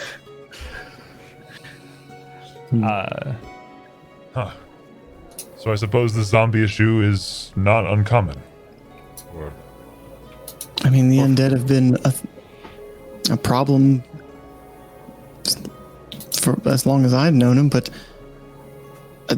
apparently it's become a more pressing issue. I've never known the undead to be even neutral towards the living. not exactly an accommodating bunch. And you do remember Erante, the elven woman. She told you that this started about 6-7 months ago, where the undead became more volatile and aggressive and more frequent. Yeah. Doctor, my master didn't talk a lot about magic. He didn't have much time for it. He said that our future moving forward was in technology, machinery, but I did do some research on the arcane as it is applicable in the world that we live in. And it's my understanding that when the dead walk, there's an individual behind it, a necromancer, or perhaps a lich, or a powerful wizard or something that commands the dead to do their bidding. Is that correct? I'm afraid I'm not the expert on this. I do have a friend that would be able to tell you as such, but from the little he's disclosed to me, yes, there should be a focus of some kind. An item or a person controlling said item. But I don't even know where one would start. I'd imagine we're not the first to wonder this. Here. Well, there's got to be a tool for the job. Perhaps there's a way that I could assemble some sort of locator. If we had a way to focus the energy that powers the undead, I could take that energy, focus it, and locate its source. Huh. The undead run off of necrotic energy, which is native to the negative energy plane. If that helps your locator. No, absolutely. We just have to acquire some of the energy. And then I can take the energy and focus it, and I can, it shouldn't be a problem. I've done it before, but not in this sense. But I feel fairly confident that I could probably pull it off. Yeah. Well, I can produce some necrotic energy. Yeah, we just need it to. I need it tangible. Just energy by itself is nothing. It has to be attached to something. Oh, I know. He picks up a shard of the mug that he threw on the floor. Could you focus the energy into this? It's a start. Necrotic energy doesn't do much to non-living matter. Sephiroth picks up one of the apple slices she had before, and as she holds it, her hand begins to glow green in the dim light of the tavern. As the green light flows up her fingertips into the apple slice, black veins start to crawl up the apple, and it begins to rot and wither. Before it fully rots away, she stops and hands it to her. Will this suffice? Oh yeah, that should just be just fine. He starts digging through his bag and pulls out a few random metal bits and bobs and a couple of gears and begins assembling kind of like a locator, I guess, building it around this apple core. And I would like to use magic tinkering on this device that I'm creating so that it will emit a non-verbal sound. The closer we get to larger amounts of necrotic energy, if that's okay, Mr. DM. I mean, it sounds cool. Do you have to make a check for that? No, I'm just doing magic tinkering. I imbue a tiny non-magical item with a magical property of my choice, and then it can be 5 feet radius of light, 6 seconds of a long recorded message, emits odor or non-verbal sound, static visual effect, including up to 25 words of text, and I can have 3 items at once, but I'm doing this into conjunction, so I can do an arcane check if you'd like, or arcana check. Yeah, go ahead. Just to see. Ask the intelligence build to do an arcana check. Yeah. So that's a 19. Okay. Yeah. So, I mean, you think it works. You don't really have a way to test it right now, right? Because it's proximity based. Yeah. So the closer that we're to this energy, it'll make it'll start emitting a sound. Okay. Yeah, you feel fairly confident with like the teachings of your master and everything that this will work. This will lead you or guide you in the proper path should you come across the source of whatever's causing the plight on Saltmarsh. Okay, this should do the trick. Whenever we start getting closer to the source of the energy, it'll let us know. Wow. That is truly stunning. I'm not one with the arcane myself. Quickly. No kidding. Jackie has kind of backed away from y'all a little bit, seeing the necrotic magic and the tinkering stuff, and it's just what in the hell have I gotten myself into? Look, I respect y'all as people, but I don't care much for magic myself, and I didn't realize I was going to be getting into this, and she's I apologize if I made you uncomfortable. Do you have an aversion to the arcane weave magic? not been much of a fan of it. Kind of a personal story I'd like to not get into. I just like to tell you I don't care much for magic. Well, this is technology working in conjunction with magic, which I maintained to Master that was the way that we move forward. But he was very adamant that no, we should leave sorcery behind and advance in a direction of technology. But Yeah, I'm not Is talking there a about you. dwarf kid. I'm holding a talking dead about- rabbit in this in this scene? Looking at all the NPCs in the tavern, there's just a man with no shirt holding a rabbit upside down by his legs. Wait, where? Right. Oh my God, there is. Right behind he's Artorias. literally behind me. Oh my gosh. Sir, I did not could realize you that please was a put that thing. away? That's a little inconsiderate to my friend here. Oh, sorry. How dare you? He looks and he sees Jackie, and there's just like this wash of shame come over his face, and he's like, I'm so sorry, ma'am, and he just runs away. I'm sorry. I just noticed it. I was like, whoa, that's awesome. That's funny. Anyway, Jackie was saying to Artie, yeah, I'm not talking about you, boy. I'm talking about whatever black magic hoodoo nonsense that one did over there. I should confess, I can do some innate ability. I have some magic within myself, but I don't use it very often. Are there different types of magic you don't like? Or I don't know what to ask. I don't want to make you uncomfortable. Look. You helped me get away from the zombies. You made sure I had a nice place to stay and food to eat. I'll give you the benefit of the doubt. Just in the future, don't touch me with it. I don't care if I'm lying on the ground, almost dead, with 1 hit point left. Don't touch me. Just let me die if it means casting magic on me. Well, I appreciate the benefit of the doubt. I was born with, I guess, a feeling that is in touch with the weave, and I can't help what I am.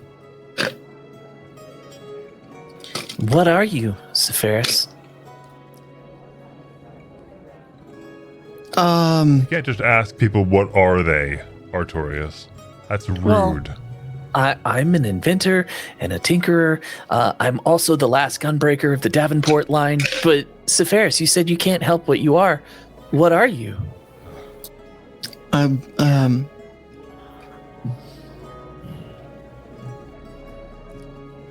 was born with an innate talent for magic. But that's impressive. I was taught by people, but it was never a learned thing. I always could just kind of feel it and manipulate it like wet clay. I could shape it how I felt, but it was always something that I never had much control of. I see. Simple tricks, as my older brother used to say. Parlor tricks. Has anyone been harmed by your magic? By accident, of course. No. Good. No. I just... When I tried to... Artorias's method, your method, study and practice, study never helped much the way it did for others that I've known. I've heard of people like you, but never have met them. I always kind of assumed it was a myth or a way to piss off wizards. Huh. Parlor tricks. Parlor tricks. Master always said that... What is it? Hard work beats talent when talent refuses to work hard, which is why you should always focus on your studies. Is Master a gym coach? Got him. And if you spend your whole life judging a fish by its ability to climb trees, you'll think it a fool. making fish just climb trees. Exactly, Jackie. As you guys get into this conversation, Sarah is behind you again, and she clears her throat politely. Oh, sorry. And she's like, I have fresh linens and towels for you and your room keys. If you'll follow me, I'll show you to your rooms. Oh, I have one question before we go. I've really enjoyed our time here, but there's something that's been on my mind. Doctor, would you do me a favor and please read the scroll that my master wrote? I don't know what I'm supposed to do, and I hope that it helps. Sure. I can take a look. Thank you. Of course. Huh. Are you gonna send me something? I was just gonna do it. Oh, cool. Yeah. So Abel reads the scroll, and it reads, To whom it may concern.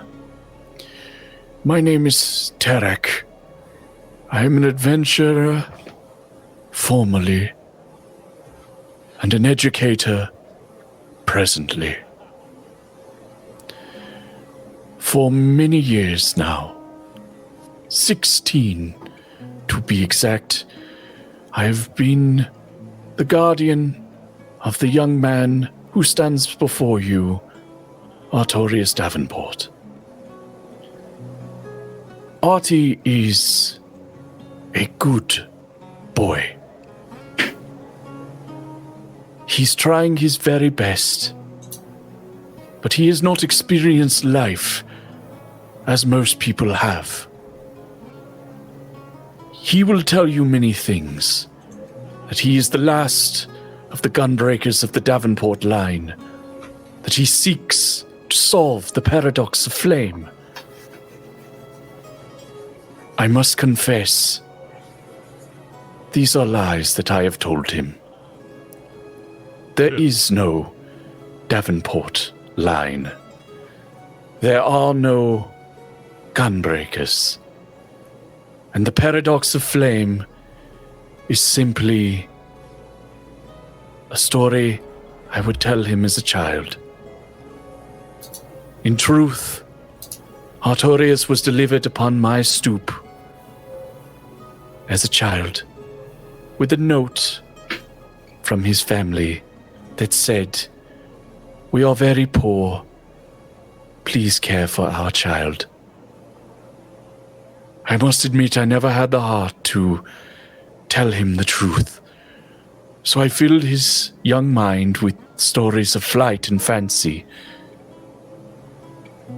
He is educated very well. And he is very, very talented. But as my strength is leaving me, I must admit, I have not the strength to tell him the truth. I do not know who he will find and deliver this note to. But I will say, he is a good boy who can serve you well. Unfortunately, I cannot continue as I have grown sick these past years. I pray that you have the strength to do what I could not. Artie is a good boy, and he will serve you well. Signed, Tarak of the Astral Tower. P.S. Tell Artie I'm very proud of him. Oh boy. Wow, this is a great letter, Artorius. Thank you so much for sharing. And he quick sip. I want to do an insight check. Abel sees you like looking at me like, and like, well, what did the letter say? I will tell you. Yes, later. did Master give insight of to what my goal is? What am I supposed to do? He said that you are doing great. You look great, and that he's very proud of you. Ah, thank you, Master. You're very welcome. Ferris, can I talk to you? Sure. Jackie, make sure he doesn't drink anymore. Bartender! You have permission to drink anything he tries to drink. Bartender, double! Yeah, you do that. Abel's like, I don't give a fuck. Like, it just like walks away. Ferris, Yes. the scroll. Look at it. And he gives you a chance to read it, hearing everything you just heard. He just looks at you wide-eyed. Well, I must admit I'm a bit conflicted because this exact thing happened to me as well. Except I found out on my own accord and left. well, let me ask you, how did finding out the truth make you feel? I grew to hate my parents and I left to seek adventure. Not healthy.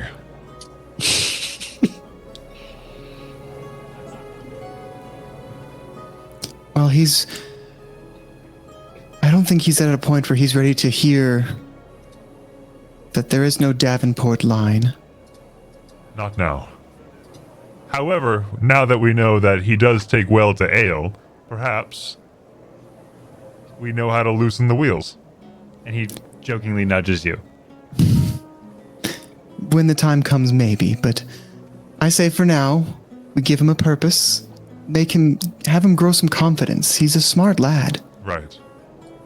Once he's good to walk on his own, the training wheels come off. When he can see what his master saw in him, we can tell him. When he can make decisions on his own, decide his own fate, and not need to follow instructions.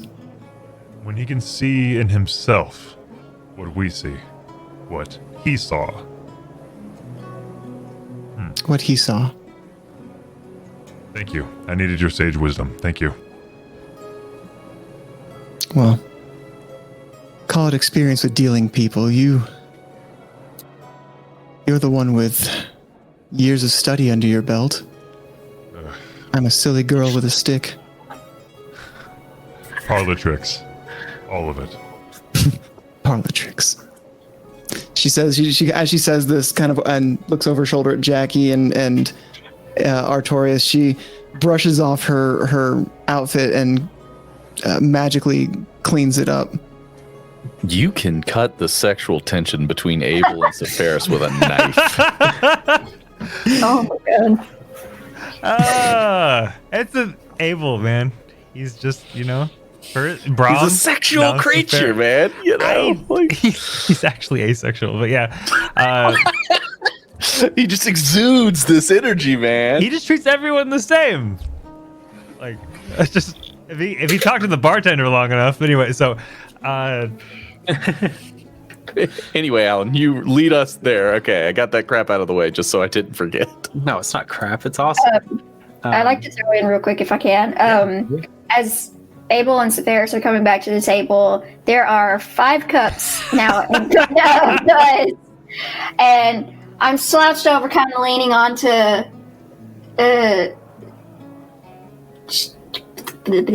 Artorias. Thank you. Kind of slouched over onto Artorias, kind of giving him some street wisdom to go along with his book wisdom. It's like, okay, listen, kid. When a lady comes up to you and she's a little scantily clad. Hi guys. I was just telling Artie here, about the women of the night and the do's and don'ts with them. She drank a lot of ale. I've had more than this in my time. Well, we were gone for 20 seconds.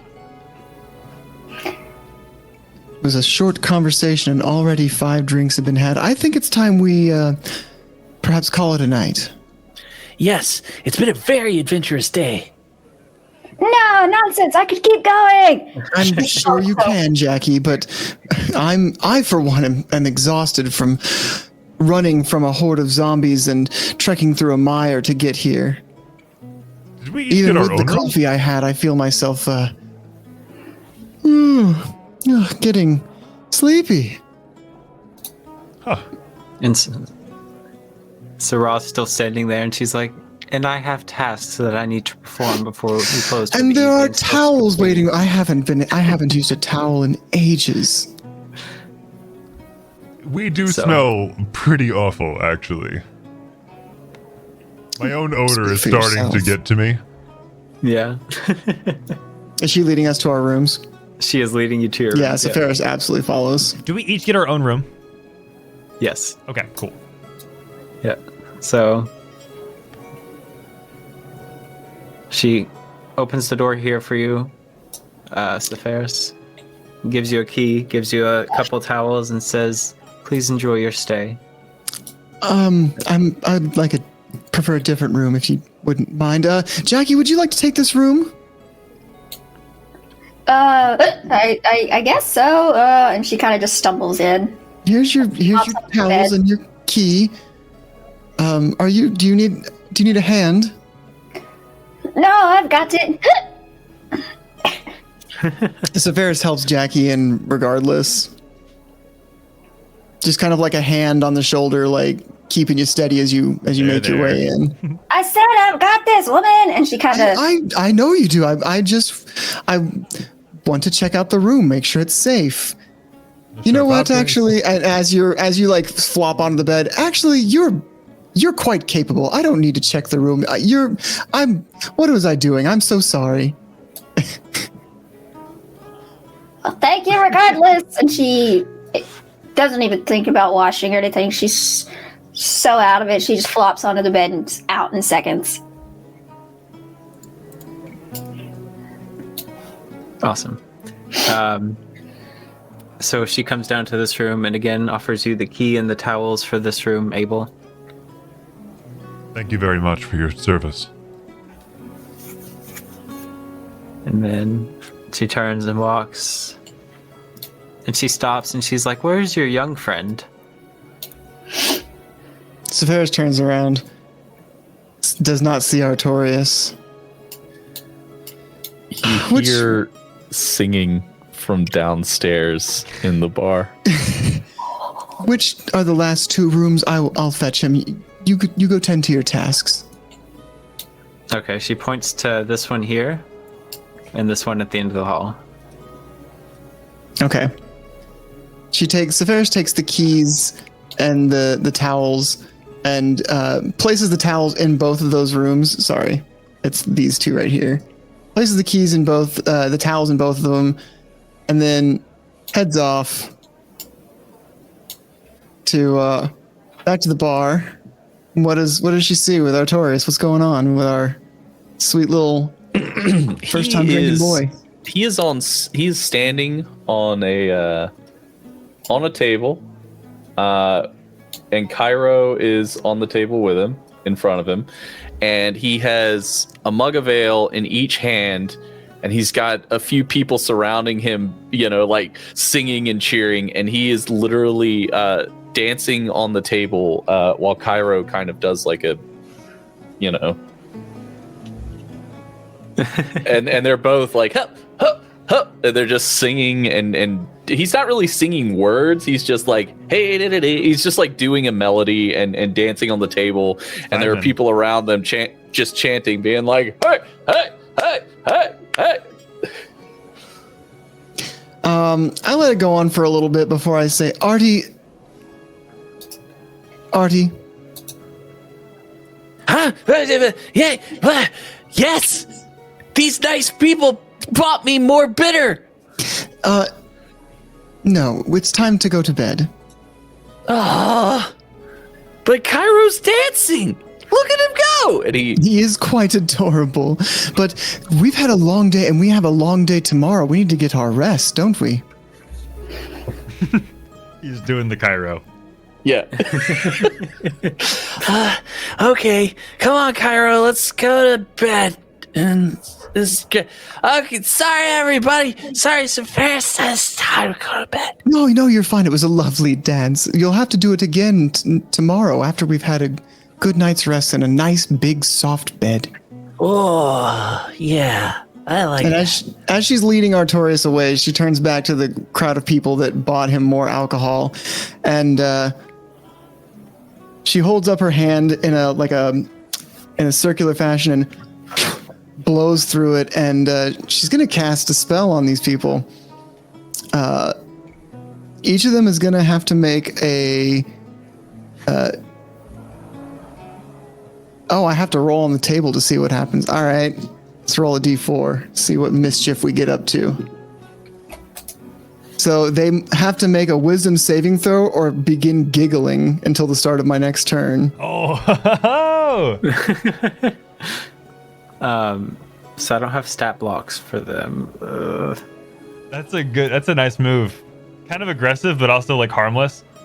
I rolled a 9, so I'm assuming they failed. Yeah, DC's a 15. So they begin giggling as this like pink and lavender colored like powder kind of falls over them.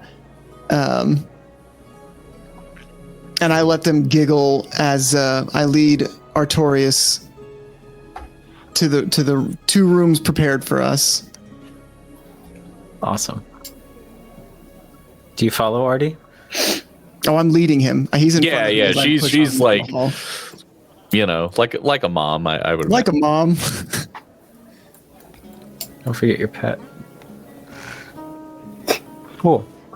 So you all find yourselves within your bedrooms or your in rooms for the evening. And sleep takes over fairly quickly. The bunny fell asleep first, right? Mm-hmm. Yeah. All of you get a pretty good full night's rest. Really nice bedrooms, like the best bed you've ever slept in. Like you didn't know they could be this nice. Close to the best bed I've ever slept on. True. Yeah, and you all have a peaceful, restful evening. Abel, you do hear something in the middle of the night. I'm not snoring, I swear. What's that? I said I'm not snoring, I swear. No, it's not a little bunny snore. Although that'd be awesome. So he's just wearing his drawers, and he listens for it. It's like I don't know how to explain it. It's like paper rubbing against metal. What's that called? What's that sound? That's the sound you hear, and then you hear like a slight flutter. So it sounds like someone cutting something with scissors, and then a flutter. Yeah, kinda. Yeah, and then a flutter, and then a note gently drifts down onto your chest and unrolls. I'm not going to read it to you. I wrote it for you. Oh. But I think we should pick up there next week. If Yeah. That's okay. Okay. Yeah. Of course. Ooh. Wow. What a killer game. That was awesome. Yeah. Yeah. Yeah. I wanted to make a character that wasn't going to cause problems, that was going to be more of a steering, and it turned into party mom with Abel's as party dad. I loved it though. It was good. I really like it. I've not really been much of like a party mom before, or party dad, party parent. Yeah, I like this whole great. game. Sorry, Mookie. What's up? I was just saying that was great. Yeah. What did you think, Mookie? First game of Playotic. I had fun. I loved it. Hey, I'm so glad you're playing with us finally. I feel like it's been like a long overdue type thing. Yeah. So, and I love Jackie. I've always heard about because this is a character you've played before, right? Yeah, I was in a campaign with Dylan, playing Jackie. He was DM, and it was so fun playing her. And we ended up adding an extra character, adopting an NPC. And Artorias is making me think of that character so much right now, and I'm gonna have so much. I want to lean into that a little bit, but not, force it. So He's a sweet or Artorias himself? Artorias. Oh, funny. I love the He's dynamic, honestly, of this group a lot. And And my favorite part of tonight, by the way, not to steal anything, but like was Artorias's kind of backstory with the scroll, because it is eerily similar to what happened to Abel, which was also highlighted by Sephiris, who was like, "You're a doctor. Why didn't you just do your job?" Which is a cool way to get to know Sephiris a little bit and like what standards you hold, but also Abel having to be like, "You're right. You're absolutely right. It's why I left." And then watching that same story that was just brought up to Abel unfold in front of him with Artorias, which I thought that was fascinating. And then I love the side conversations with chalking everything up to parlor tricks. I thought that was a really cute motif, just storytelling wise. But so just to give everyone a little bit of insight, I had come up with a lot of backstory for Artorias in regards to like the Gunbreakers and the Paradox of Flame and just like things that they could do and like places they could go. And then literally yesterday I was in the shower and I was just kind of going over it just to kind of prep for like, okay, when we do it, you know, what do I want to, how much do you want to let out? And then I got the idea of, what if it's all bullshit?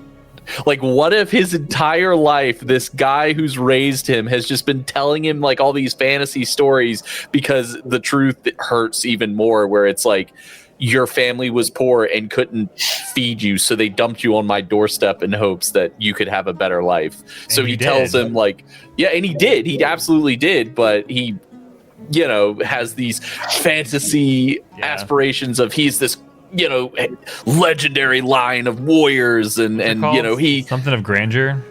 Yeah. Delusion. So I thought it would be a way more interesting thing if that was it. And also, like, I was like, well, now we can have you know, at the time Abel, now Sephiris, they have that knowledge of his whole life has been a lie from what he's known and told, and like everything that's ever driven him is not true. It was just a story that his master told him. But also Sephiris, and this is the party mom coming out, but Sephiris is a very wants to see the best in people, knows that that's not always the case, but Artorias is such a pure sweet boy, like, come on, man. Like, give him a break. He's earned a lot. He's he whipped up that necrotic energy finding machine lickety split. No kidding. Even if he didn't come from a long line of brave warriors, he made a cute little robot that breathes fire.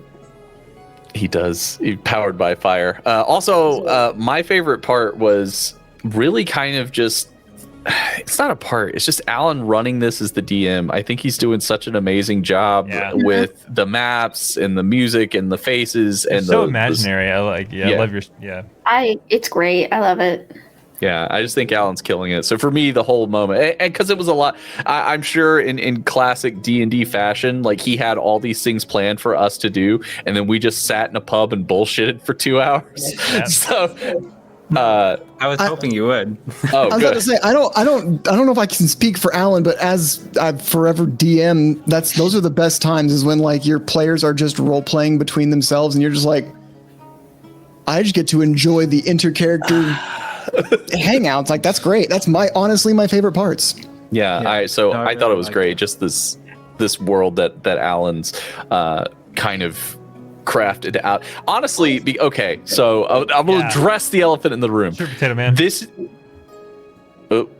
Yes, her singing was amazing. Yes. I was gonna ask, like, my good lady where wife. you got that from before, and then Nick's like, that was my good lady wife, and I was like, so with that, I tried for 3 hours to do it with my voice, but my singing voice is really deep, so doing a pitch shifter only makes me sound slightly less deep. Singing. So I had to send it. I was going to give up on it. Gia's thing was going to get cut, and I just wasn't going to do it. But then I was like, oh wait, Courtney can sing. I know she can sing. Let me ask her. And then she sang it for me. And then I'm impressed with how, because I have a song I've been sitting on for a while that I'm trying to write, and I just am fucking dropping it with lyrics. So like when I learned that this was something you wrote, I was like, damn, boy be spitting fire. Yeah, it was good. I purposely kept it a surprise for myself because I didn't hear her record it. When she listened to it, I was like, nope, I don't want to hear it. I want to hear it in the moment, and it was really great. We should release it on TikTok. Yeah, and Spotify actually, since we have a podcast now.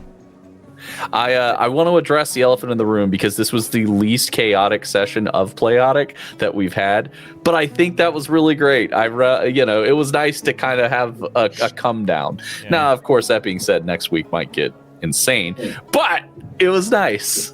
Oh, just wait for Jackie. Like Dylan can tell you, it's gonna be. It's always gotta be one. That night, I kind of got rid of my chaotic character. Yeah, same. And Abel's not like a big old clown anymore. He's an actual character in my head now. Well, I think Abel was a clown because he had a lot of silly things happening around him, and so the silly things begot silliness. Yeah. He was inadvertently the straight man a lot of times, but like in that reacting to the chaos, to where it was over the top in that terms of being the straight man, not like he was the butt of the joke, but it was because it was like everyone else was here, but then Abel's reaction put him like right here. Yeah, and you did me a solid by killing your character because like I'm grieving, and Monkey Man said one of his favorite parts was Abel starting to open up about Brahm. I say starting to open up. It happened less than 24 hours ago. So like it's been an interesting icebreaker with Jackie and Artorias and Sephiroth. Sephiroth, God, I'm reading your name, Sephiroth. What about you, Mookie? What's your favorite part? How'd you do? Sorry, Dylan. No, you're fine. For what? No, I kind of just enjoyed all of it. Yeah, just this being my first session with y'all, I just enjoyed all of it. Cool. Yeah, just curious. What about you, Alan? As you were pulling the strings. I was really excited for Gia's song. It was such great. A source of anxiety. I wanted it to go and be done. It was perfect. So no tech issues. I'm glad it worked Crazy. out. Yeah, I was not expecting the song at all. I was just I wasn't either. Whoa. I knew the context of what was going to be singing, so I didn't know if it was going to be benevolent or not. I just knew that she was a singing Gorgon and that the snakes were going to be harmonizing, and I was like, "Are we going to get eaten by a Gorgon?" Like, nope. What about you, Dylan? I think my favorite part was. Well, first off, I sat for like at the end of last week, I was thinking about like where we ended and kind of how we're going to interact after this, because Ferris like really respected Abel when she learned he was a doctor. It's like, oh, that's a lot of education and a lot of practice. I'm impressed. I respect you. And then the first thing she sees is he just go bestial. So I kind of want to see Abel be more of that, me personally, as a viewer, as a player, whatever. I want to see Abel as the doctor, not just Abel as the strong man, both physically and like moralistically. Like this is what we're going. This is the good, not even nice, but this is the thing we're going to be doing. The direction almost. Yeah. And I wanted to see him like be a doctor. You know, he's a way of mercy monk. He's never done it. So I was like, when was the last time you used those hands for healing? And Sephiroth wants to help people as best she can. And she thought Abel was going to took a Hippocratic oath and was also like, I want to help people. And so I like that. But my favorite part though was when we got to this inn and we heard that it was 40 gold a night and minimum of 3 nights, and we all were like, how are we going to do this? That is so expensive. Wait, what? How did we think to come here? It was Abel's card. Abel, your card, did it talk to you? Yeah, that's right. The card talked to me. It said this. It's like, yeah, Dingus, where's your card? It said it was going to pay you. Yeah, I didn't do the math in my head right. So I was like, 40 gold sounds good. And then I was like, well, wait, if it's 3-night minimum, oh, that's a lot of money. I don't think I have that yet. I'm excited because our final newest member will be joining us next Monday, and if she plays the character that I think she's going to play, it's going to make for some interesting times. So we're gonna have a good time. Yeah, it's gonna be fun. But we got some good memes before we get out of here. And as Sumner gets those pulled up, I want to remind everybody that Star Wars will be on Wednesday, and of course we have our group of Zach, Nolan, Ash, Newt, and Kenzie in our Star Wars game. So very excited to see what they've got in store on Wednesday. So please swing in and check that out. Yeah. Or you could drop it in and say, hello there. Hello there. You can drop in and say, hello, I'm Obi-Wan Kenobi. All right, here we go. Woof. Here we go. We got. And you've got several versions of hello there to pick from. You know, there's episode 4. Hello there. Hello there. No, don't be afraid, little one. Actually, I can just do this. What am I doing? Potato Man. I need to zoom out a little bit, Sumner. It's cropped in the frame. All right. Oh, God. I'm trying, you know? He's doing his You're best. doing your Kanye best, and I appreciate it. Appreciate you. I appreciate you, boy. There we go. The only thing you have to do is carry on a normal conversation with the party. Oh no, cringe. Yeah, that's so accurate. Thank you, Potato Man, by the way. Party walking into an inn. Oh wow, Windows. I don't think I can afford this place. Yeah. Oh wow, Windows. I don't think I can afford this place. That is accurate. Why do they call them fingers? I don't ever see them fing. Oh, there they go. The party as they see themselves. The party as they're being played. That is. Oh, it killed me. Oh my gosh. Honestly, I prefer that. Look at those white people. Look how ridiculous they look. Look at that 10-year-old in a tie. Do you know how small that tie is going to be on him in the future? That's just throwing it away. You don't do anything with a tie that small. Corporate needs you to identify the differences between these two pictures, and it's the Gorgon. They're the same picture. That's Courtney, right? In a wig? Yeah. Okay. They're the same picture. That is her character of Scorch that she played for a one shot. Oh, funny. Yes. Although without the red face makeup. Yes, without the makeup. Oh God. I wish I could get a better preview of these videos. What does it say? Jackie, when everyone around her does magic. Oh, just no thanks. Yeah. The guy next to the table wrangling rabbits. Okay, I have to say that was my favorite part.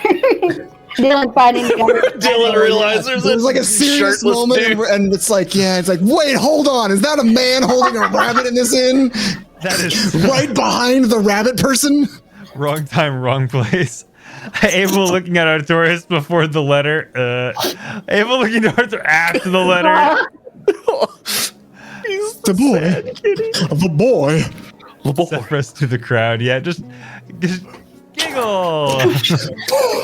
That was really cute, by the way. I like that you did that. You're like, I want to get back at these guys. Was it get back at them, or was it like a party mom type situation? It was like a get back at them and like a don't mess with my companions. That one kills my sweet boy. He's trying his Kanye best, and he needs to learn that he is worth it. I promise I'll behave. 3 drinks later.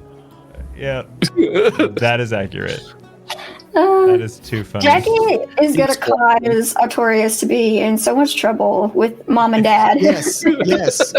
I'm so ready for it. As soon as you pointed out that he was like a lot like John, I was like, oh my God.